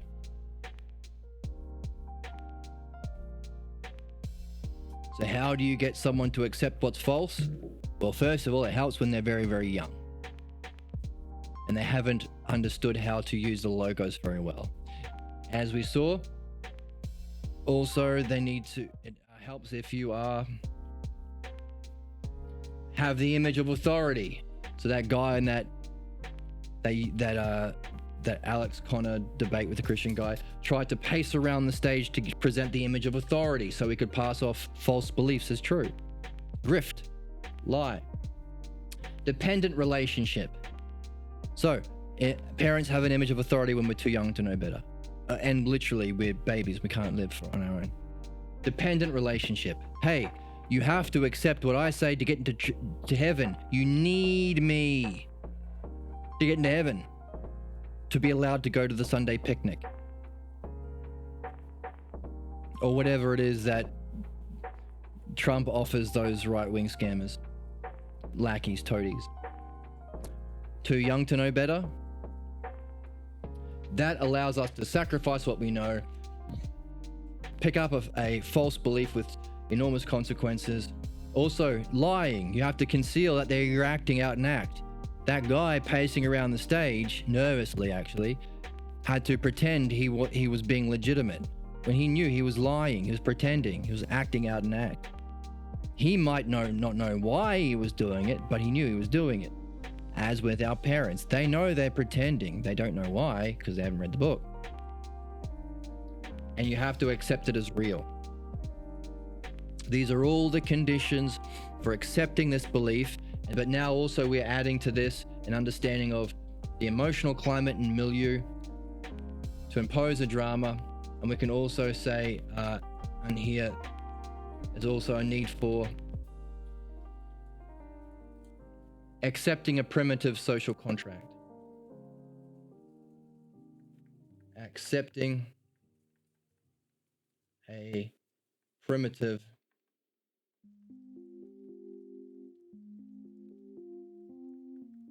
social contract.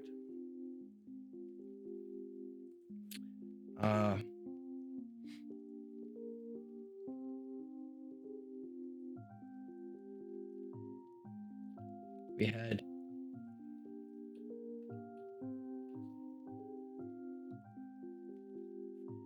it's about our open state of mind, whether directly or indirectly.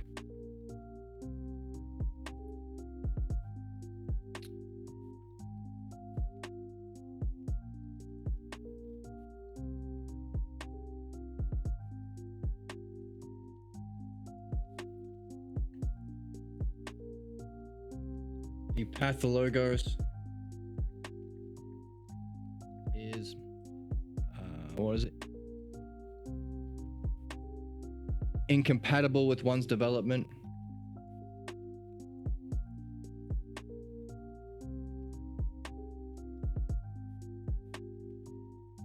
With one's development.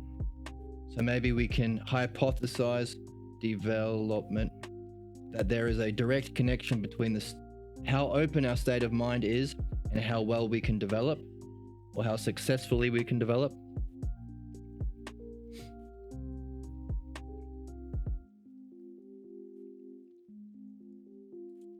Over here we have, on this side of the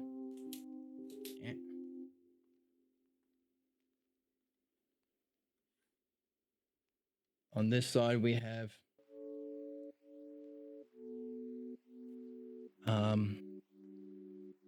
Openness challenges the style of life that companies. So our openness, our open state of mind, our openness. How do you spell openness? Two N's. Openness challenges the style of life. Your lifestyle determines your death style. I think that's a Metallica lyric. Funny that we were reading the Phaedo, which just makes that point. Style of life that accompanies the Pathologos.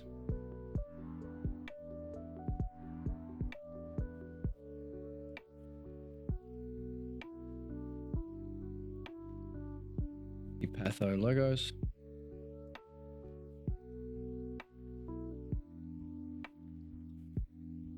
And threatens its very existence.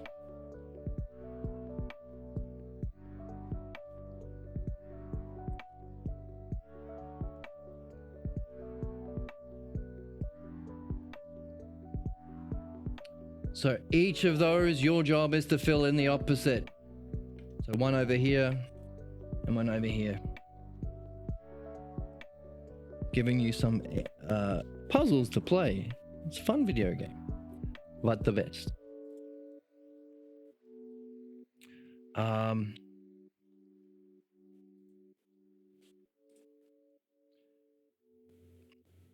we've also seen, we've got a list that we can get to next time because we're running a bit long here.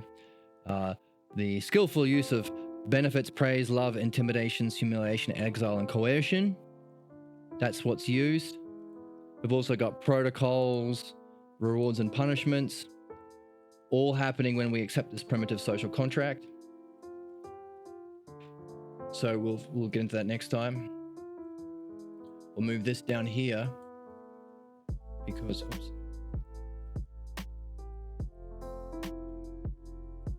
And we've also seen this game here. Create an emotional climate milieu around the people that sets the stage for the drama, the imposition of the drama. Let's play, we've all got our acts, let's do the thing now. Da, da, da, da, da. Don't ever trust women or we'll get ya. Well, I guess my thoughts about women that I naturally had are all wrong, and I'm wrong, and women are wrong, and I can't think for myself, and I'm stupid, and I should be a slave to these guys. Something like that. That's just a quick, silly example. But those are the pieces: the milieu and emotional climate, the imposition of the drama as actors playing out an act, so that we put the final puzzle piece to make sense of both things with the false view of ourselves and reality that is devastating individually in all our lives, for our soul in this life, for all of our relationships, for how well and just we function or how big a jerk we are, and for the way we die, and for where we go and after we die, and whether we can escape the prison of reincarnation or go and meet better people, and also as a species, because every single human being is playing out the implications of what we're learning, whether we like it or not. It's just a matter of being honest and having courage and integrity and understanding and maturity to address it fairly and properly. And once we do have those things, get into the game, have some fun. As Socrates said, courageously, bravely, and eagerly pursue the mastery of the art of the Logos that we are doing here on this channel with Midwifery and reading Balboa versions of Socrates, translations of Socrates. So, simple as that. Seems simple. Simple when you say it, but it takes some work to say it. But that's a puzzle we can carry. How come all of these great insights that are so impactful and significant and make sense of so many things that are otherwise confusing and no one else seems to have an understanding of? Why is everyone so goddamn stupid? And why are we so immature and irrational? And then why, when we can answer that, does it seem so gosh darn simple? That can be a question we carry with us. What does simplicity and obviousness have to do with insight and understanding? And how does it compare with what we're carrying about the world that we're making sense of the world through? That's the opposite. That's false. Does it cause confusion? Does it cause anger? Does it cause conflict? Does it cause genocide and war and capitalism and Nazism? Does it cause turmoil within our soul and relationships and in our death and reincarnation? How is that different from simple, obvious, fun to explain once you see it, fun to use metaphors to illustrate it? Once you've seen it, you can say, oh, this is Ben Shapiro and this is Andrew Tate playing out these implications. Oh, and this is the conflict, the genocide in Palestine right now. And this is why no one's doing anything about it. Oh, and this is the Republicans and the left-wingers, and this is why they both have problems. So obvious. This is why Optimus Prime had the problem with the Decepticons in the third movie.